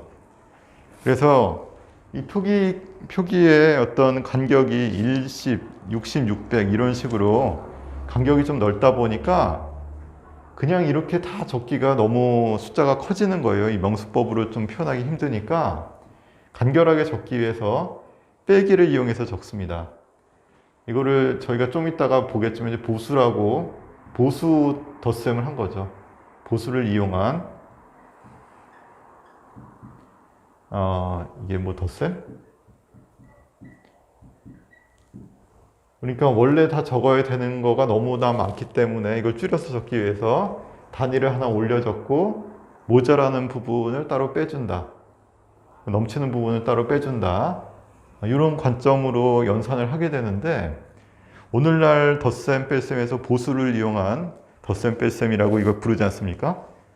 넘치도록 한 다음에 넘치는 것 부분을 나중에 빼주는 형식으로 해서 좀 간결한 셈을 하자. 이런 컨셉이 이미 있었다는 거예요. 그래서 우리는 이제 자릿수 미치 기수법을 쓰니까, 미치 기수법은 이제 10을 기준으로 해서 10단위로 수를 채우고 모자란 넘치는 부분을 뺀다든가 남는 부분을 더한다, 이런 식으로 수를 바꿔서 써서 이제 덧셈 뺄셈을 하게 됩니다.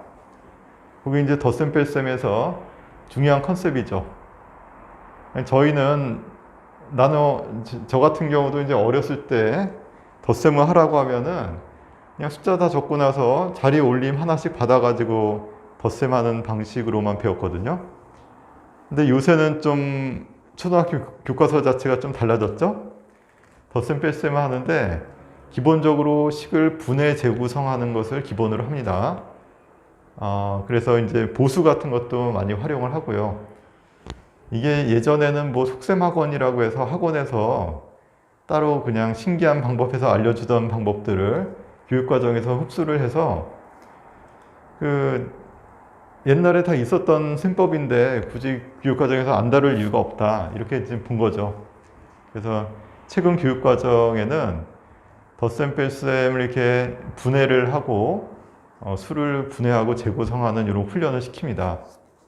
왜냐하면 덧셈 뺄셈 자체가 실은 계산기가 워낙 발달했기 때문에 그거 자체를 연습하는 게 물론은 약간은 필요해요. 기본적으로는 계산 능력이 있어야 되니까 그 연습하는 게 필요하긴 한데 별로 큰 의미는 없다. 이렇게 이제 생각을 하고 그럼 연산에서 배워야 될 것은 무엇이냐?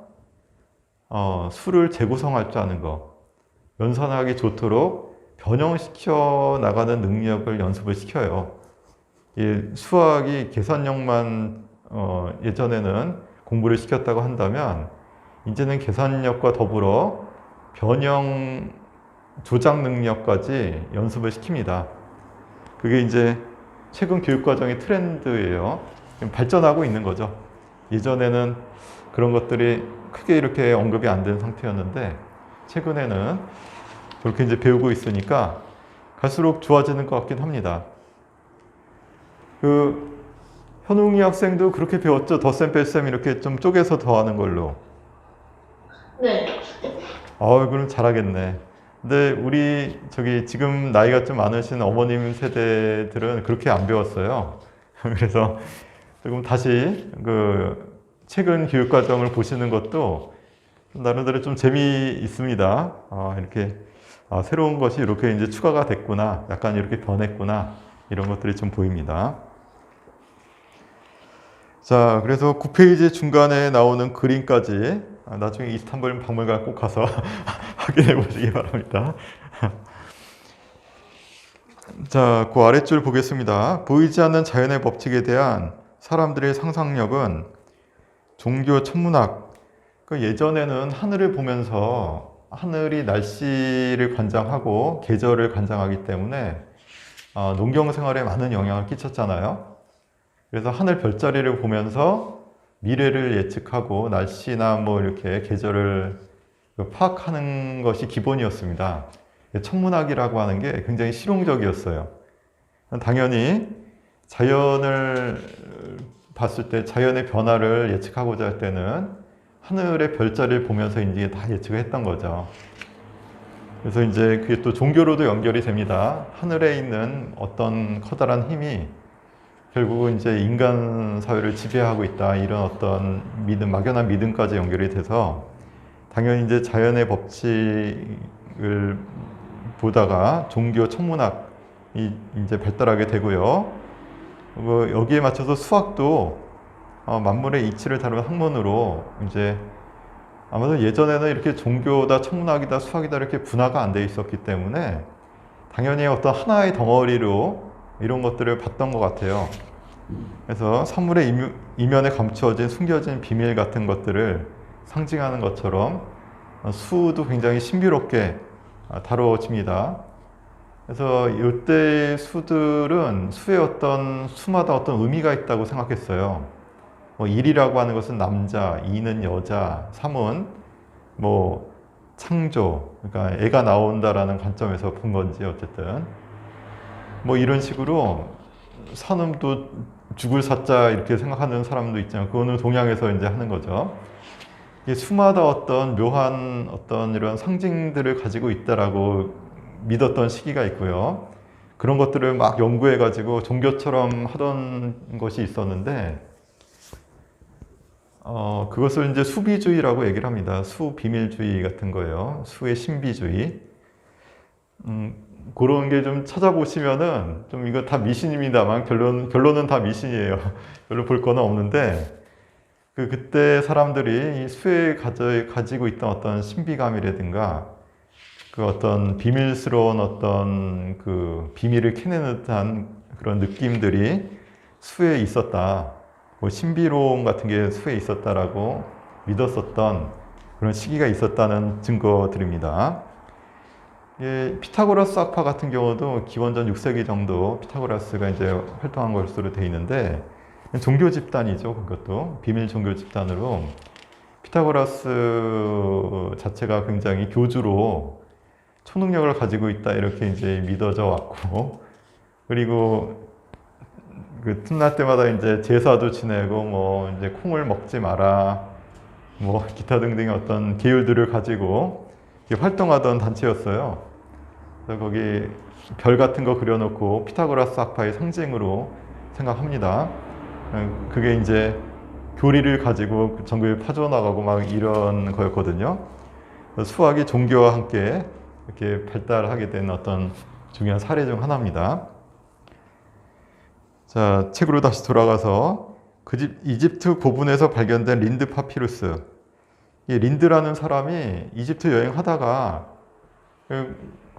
고 서점가를 가서 이거 괜찮겠네 하고 다 샀어요. 그래서 이름이 린드 파피루스가 됩니다. 이게 돈 많은 여행객이었던 것 같은데. 근데 이제 그 파피루스라고 하는 게 그 이집트에서 자라는 나무 이름이죠. 이 나무가 이제 잘 말려서 쓰면은 종이같이 생겨가지고 뭐 기록하기 좋았다 그래요. 그래서 아직도 종이 원료로 이제 많이 쓰고 있다고 하는데, 또 이것을 아메스 파피루스라고 부르는데 이 아메스라는 사람이 작성한 것으로 나옵니다. 그래서 작성자 이름을 따서 아메스 파피루스라고도 하는데, 이거는 두루 말이에요. 길이 30, 너비 540cm니까 길이는 이 정도 되고 5.4m죠. 그러니까 좀 쭉 펼쳤을 때 한 5m 정도 나오는 이런 두루마리가 발견됐는데 기원전 2000년에서 2800년에 만들어진 것으로 추정이 되고 있습니다. 근데 이집트에서 기원전 2000년대에 썼던 어떤 문서에 기본적으로 신에게 바친다 뭐 이렇게 돼 있는데, 다양한 수학 문제들하고 풀이가 나와 있어요. 그래서 이 당시 수학을 어느 정도 했나를 살펴볼 수 있는데, 일단 분수 덧셈이 나옵니다. 분수를 처리했었고 덧셈도 다 하고 있고 뭐 뺄셈도 하고 분수를 쪼개가지고 부분적으로 나누는 것도 다 하고 있었어요. 그래서 나름대로 그 당대에는 가장 높은 수준의 수학이었다 뭐 이렇게 이제 평가가 되고 있는데, 뭐 이 다음엔 좀 발전을 쭉 안 했던 모양입니다. 어쨌든 여기도 이제 피타고라스 정리를 쓴 것 같은 흔적들도 나오고 뭐 그렇다고 돼 있는데요. 이 아메스 파피루스에 실린 문제들은 그 곱셈이나 분수의 계산 기술에 대한 실용적인 연습, 아마도 그런 계산을 해야 될 필요가 있어서 다양하게 연습을 좀 시켜서 계산 능력을 좀 숙달시키는 용도로 이렇게 문제를 풀게 했던 것 같습니다. 근데 그것만 있는 것이 아니고, 아무래도 좀 수학은 즐거움이라고 제가 말씀드렸잖아요. 이게 이제 문제 푸는 즐거움이 또 생기다 보니까 퍼즐 같은 문제들, 좀 실용성은 별로 없는데 재미로 하는 문제들도 일부 발견이 되고 있습니다. 그래서 그 아래 제가 2번 문제로 린드 파피루스 79번 문제를 갖고 왔어요. 요거 한번 풀어보시죠.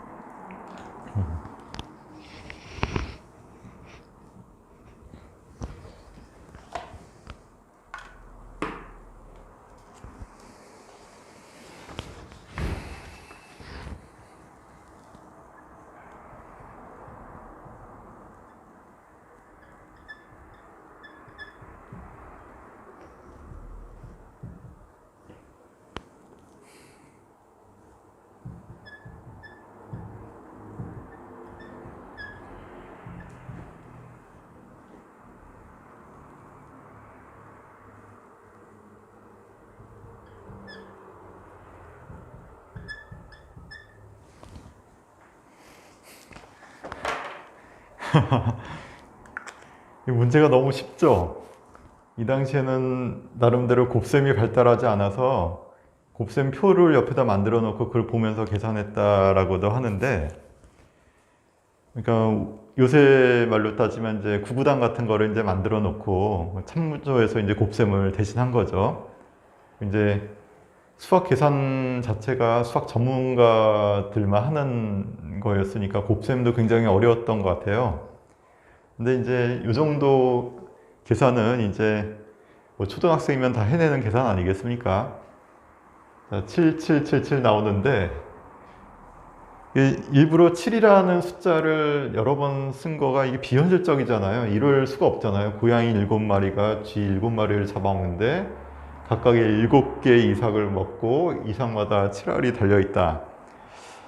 이게 좀 비현실적인 설정이라는 것 자체가 실용적인 것은 아니었다라는 뜻이 되고 7을 지금 하나, 둘, 셋, 넷, 5개를 곱해야 되는 문제니까 이것도 좀 어색하잖아요. 이게 7이 계속해서 연속해서 5번을 곱할 이유가 없는데 뭐 이렇게 억지로 만든 듯한 문제를 위한 문제입니다. 요새 말로는 아마 좀 잘하는 사람을 변별해내기 위해서 아마 문제를 위한 문제를 만들었던 것 같은데 뭐 계산 결과는 뭐 7채마다 고양이 7마리가 있고 쥐 7마리를 먹었고 쥐는 참밀 7이삭을 먹었는데 이삭마다 7알이 있으니까 7의 5승을 구해달라는 문제죠. 요거는 뭐 계산하시면은 답이 잘 나오지 않을까 싶습니다. 혹시 계산하셨나요? 혹시 계산하신 분 계십니까? 7의 5승? 답이 얼마일까요?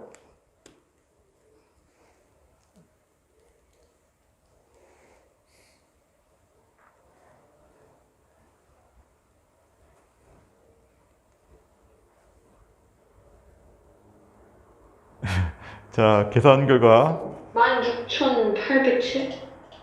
16,807. 떴어. 알잖아. 야, 정답입니다. 16,807. 혹시 계산기에 누른 건 아니죠? 7을 7번 곱한 거니까 그냥 계산해 보시면 됩니다. 이건 뭐 속셈법 따로 없고요. 그냥 차분하게 7 하나씩 곱해 나가시면 되겠습니다. 보니까 현웅이 학생이 좀 공부를 잘할 것 같은데요. 오늘 문제도 아주 잘 맞추는데 기대가 큽니다. 자, 그럼 다음 페이지로 넘어가서 참고로 호루스의 눈이라는 것도 잠깐 소개를 해드릴게요. 역시 이집트 여행 가실 때 오늘 이집트 얘기 많이 나옵니다. 아무래도 고대 수학이라고 하면 메소포타미아 수학하고 이집트 수학 이게 크게 이쪽으로 가서 얘기를 많이 하거든요. 메소포타미아 지방에는 이제 쐐기 문자 해가지고 서령 문자라고 하죠. 쐐기 모양의 어떤 점토판들이 많이 발견되는데 영어로는 태블릿이라고 합니다. 태블릿. 요새 이제 태블릿은 전자기기를 의미하지만 예전에는 점토판이었어요.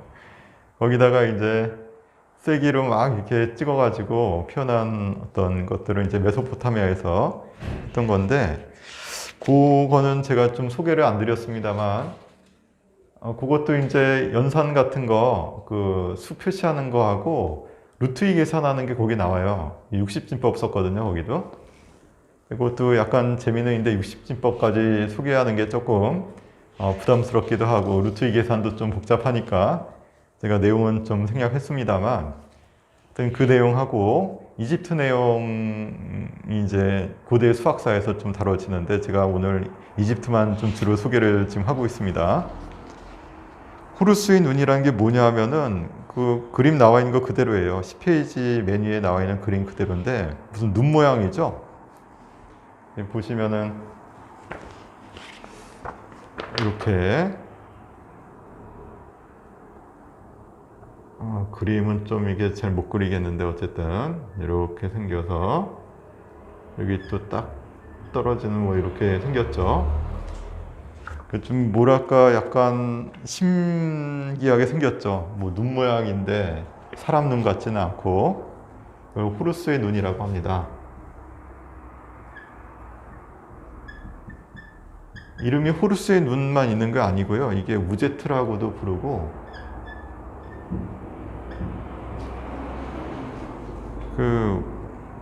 좀 두 가지로 부르네요. 호르스의 눈 또는 우제트라고 이제 부르고 있는데, 뭐 그 아래 다른 이름들도 있습니다. 보시면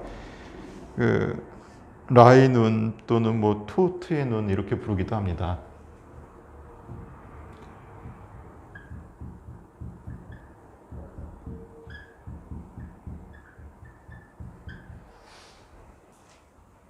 자, 이 모양이 실은 이집트 곳곳에서 등장을 하고 있어요. 벽화에도 좀 많이 나와 있고, 묘비나 이런 데도 좀 돼 있는데, 이게 지금 보시면 거기에 설명이 나와 있습니다만, 기원전 6000년에서 3150년까지 이집트 선왕조 시대라고 하는데, 그때 사랑과 미의 여신인 히카르와 풍요의 여신 바마테트, 신들의 어머니 뮤트가 혼합된 여신 우제트의 상징으로 이 눈 모양을 썼다고 합니다. 자, 호르스의 눈은 인간이자 매의 눈, 인간의 눈에다가 이 아래 여기 눈썹이 있죠. 눈썹이 있는 게 인간이니까 인간의 눈인데 이 아래 두 개 줄이 또 있죠. 이거는 매의 눈의 특징이라고 합니다. 그래서 인간의 눈이자 동시에 매의 눈이었고, 각막의 두무분, 홍채, 눈썹 두 줄이 각각 어떤 상징이 있었어요. 그래서 거기 그림으로 제가 다 이제 나타냈지만 이 부분이 2분의 1.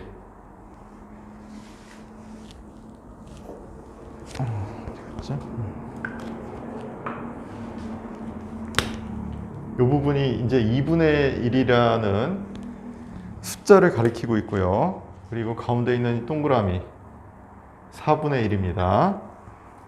그 다음에 8분의 1이 이 눈썹. 그리고 여기 옆에가 16분의 1이고요. 그리고 여기가 요 말린 부분이 32분의 1. 그리고 이쪽 쭉 내려온 이 부분이 64분의 1이라고 합니다.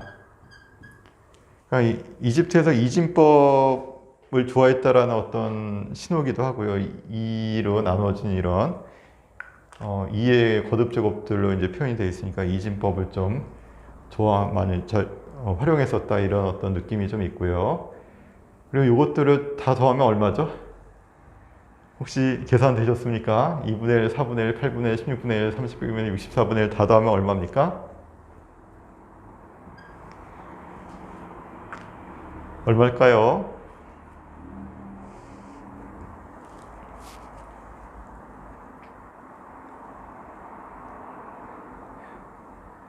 얼마일까요?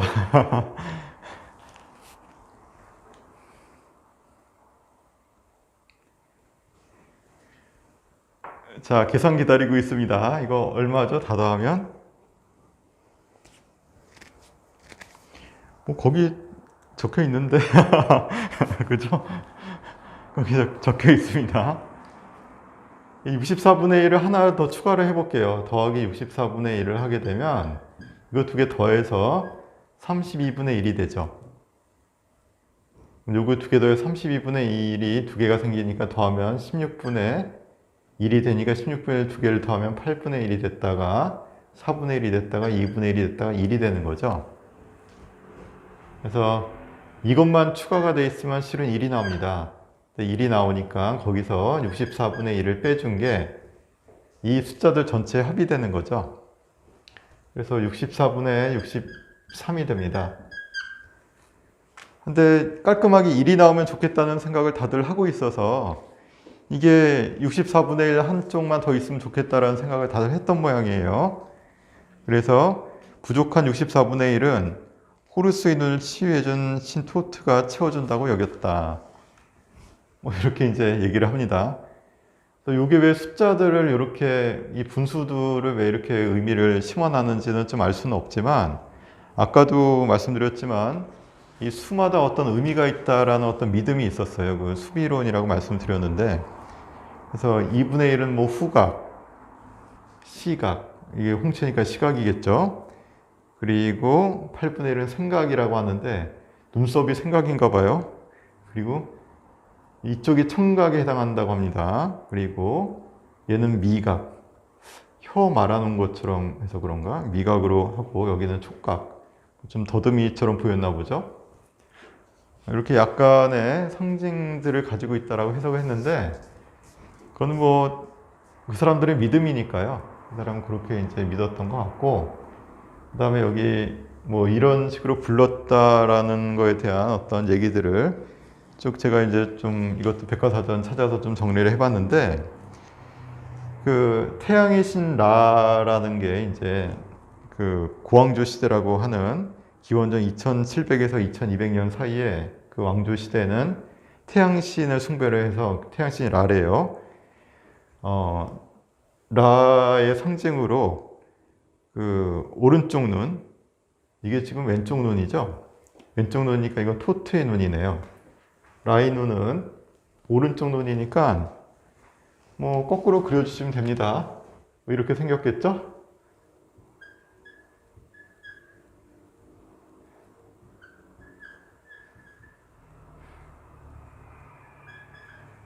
이게 이제 라의 눈이 되겠고, 오른쪽 눈, 왼쪽 눈이니까 이 토트의 눈, 이거는 이제 태양신이고요. 여기는 달신이라고 돼 있죠. 그래서 이제 좌우가 태양과 달을 의미하는 이런 그 설정을 하고 있습니다. 그래서 이제 그림을 보면 이게 다 신화들이 섞여 있는 내용들이 담겨 있는 그림인데, 이 안에 어떤 분수 개념이 들어있다라는 것이 좀 신기해서 제가 잠깐 소개를 해봤습니다.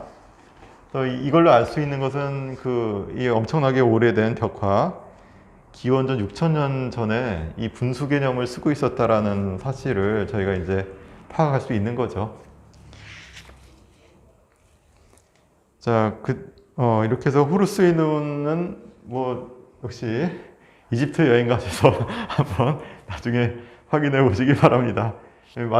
많이 보셨죠? 이게 되게는 뭐랄까, 그 이집트 미라 그쪽에 이제 장신구로 많이 나오고 있고요. 그리고 뱃머리에도 문양을 심었다고 합니다. 새겼다고 합니다. 왜냐하면 이제 바다에서는 무슨 일이 벌어질지 모르니까 어떤 주술 기원이 좀 필요한데, 우리나라도 이제 밖에 나가는 바다에서는 뭐 용왕한테 제사를 올린다고 하잖아요. 이 뱃사람들도 이런 신의 어떤 가호를 받기 위해서 이것을 다 뱃머리에 그려놓고 출발했다고 합니다. 그래서 이제 뭐 이런 전설이 담겨 있는 재미있는 어떤 내용의 분수 내용까지 있어서 제가 좀 소개를 해봤습니다. 자, 그럼 10페이지 그 그림 아랫줄 볼게요. 개수와는 다른 양적 관계를 재기 위해서 길이 넓이라는 개념도 있었습니다. 뭐 당연하겠죠. 그때 이제 이집트 특히 라이강 맞죠? 자기 이름이 좀 기억이 안 나네. 라이강이 범람이 많아가지고 시수나 측정이 발달했다고 하잖아요. 그러면서 이제 지오메트리 이제 기하가 거기서 이제 발달했다라는 어떤 그런 얘기들이 나오는데, 당연히 여기서 이제 왕권을 가지고 있으면 기본적으로 세금을 걷어야 되니까 토지를 측량하고, 그리고 걷어둔 세금을 창고에 집어넣고 수량을 재가지고 이제 재정 관리를 해야 되니까, 이 국가가 발전하면 당연히 수학이 발달할 수밖에 없습니다. 이걸 다 관리하기 위해서. 그래서 길이 넓이라는 개념도 당연히 나오고, 직각삼각형의 세 변의 길이 관계가 피타고라스 정리로 이제 밝혀진 게 있죠. 3대 4대 5의 비율을 가진다, 직각삼각형이. 그러면 직각이 나온다라는 것과 밑변 제곱, 높이 제곱 합하면 밑변의 제곱이 된다라는 사실, 이 피타고라스 정리인데, 그것도 이미 이제 직각이라는 것이 알려지면서, 왜냐하면 넓이를 구하려면 이제 직사각형을 가지고 넓이를 이제 표현했기 때문에 직각이 필요했거든요. 직각을 구하기 위해서 피타고라스 정리를 만족하는 세변 길이, 대개는 3대 4대 5, 그걸 가지고 직각을 만들고 넓이를 재고, 이런 흔적들이 있습니다. 자, 이런 세변의 길이비가 알려지면서 자연 수입으로 설명되지 않는 irrational이라고 제가 적어놨는데, 이게 무리수라는 뜻이죠. 유리수라고 하면 rational number, 그 자연수의 B로 A분의 B꼴, AB는 이제 자연수가 되는 이런 꼴을 유리수라고 불렀고, 그게 되지 않는 꼴을 이제 무리수라고 불렀죠. 그 무리수가 이제 발견되게 됩니다. 그래서 이제 수가 자연수 처음에 있다가 그 다음에 분수가 나오고 그 다음에 무리수가 나오는 과정까지가 이런 어떤 역사 속에서 하나씩 드러나는데 그게 굉장히 필연적으로 이렇게 발견이 계속 된다는 거죠.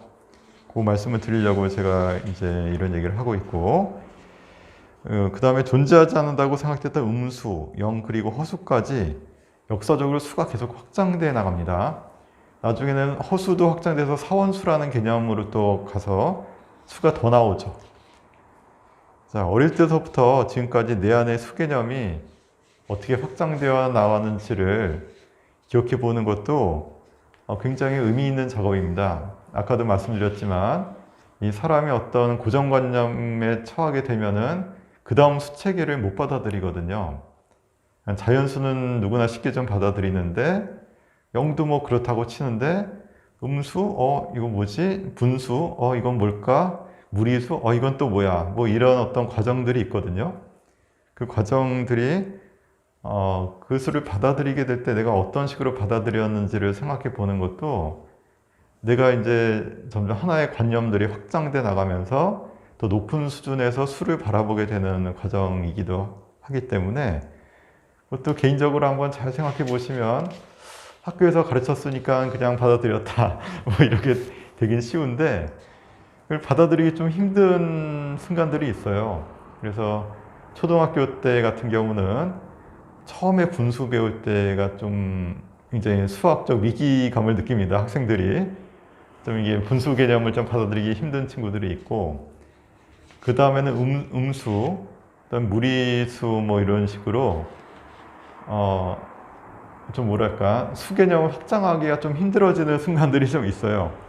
역사적으로도 이제 발달 단계를 봤을 때 이제 그런 식으로 발달해 왔으니까. 근데 나는 어떻게 그거를 해석하고 받아들였던가 뭐 이런 거 생각해 보시는 것도 수를 이해하는데 좀 도움이 되지 않을까 생각이 됩니다. 자, 이렇게 해서 오늘은 이제 수의 시작에 대해서 좀 알아봤고요. 다음 시간서부터는 수와 연산, 사칙 연산들을 좀 하는데 분해와 재구성이라는 관점에서 이런저런 방식으로 한번 여러 가지로 좀 같이 연산을 공부해 보겠습니다. 근데 뭐 이건 다 아시는 것들을 보는 거기 때문에 이 수의 연산을 어떤 관점에서 다시 해석할 것인가라는 게 제 어떤 주제가 될 것 같고요. 그리고 계산 문제들은 한두 개만 제가 풀겠습니다. 나머지는 뭐 다 푸실 수 있는 문제들이고, 뭐 방법론적인 부분만 제가 조금 말씀을 드릴 것이기 때문에 이 부분은 쉽게 사칙 연산은 다음 시간에 좀 마무리가 되지 않을까 이렇게 생각이 되네요. 자, 그럼 오늘은 여기까지 하고요. 오늘 좀 수업이 많이 어렵진 않으셨죠? 네. 감사합니다. 어렵진 않으셨을 것 같고, 다음 시간에도 뭐 크게 어렵지 않게 좀 진행이 되지 않을까 싶고요. 예. 그러면 한 주 건강히 잘 보내시고, 다음 주에 뵙도록 하겠습니다. 오늘 수고하셨습니다. 네, 감사합니다. 예. 안녕히 계세요. 예, 수고하셨습니다. 안녕히 계세요. 예.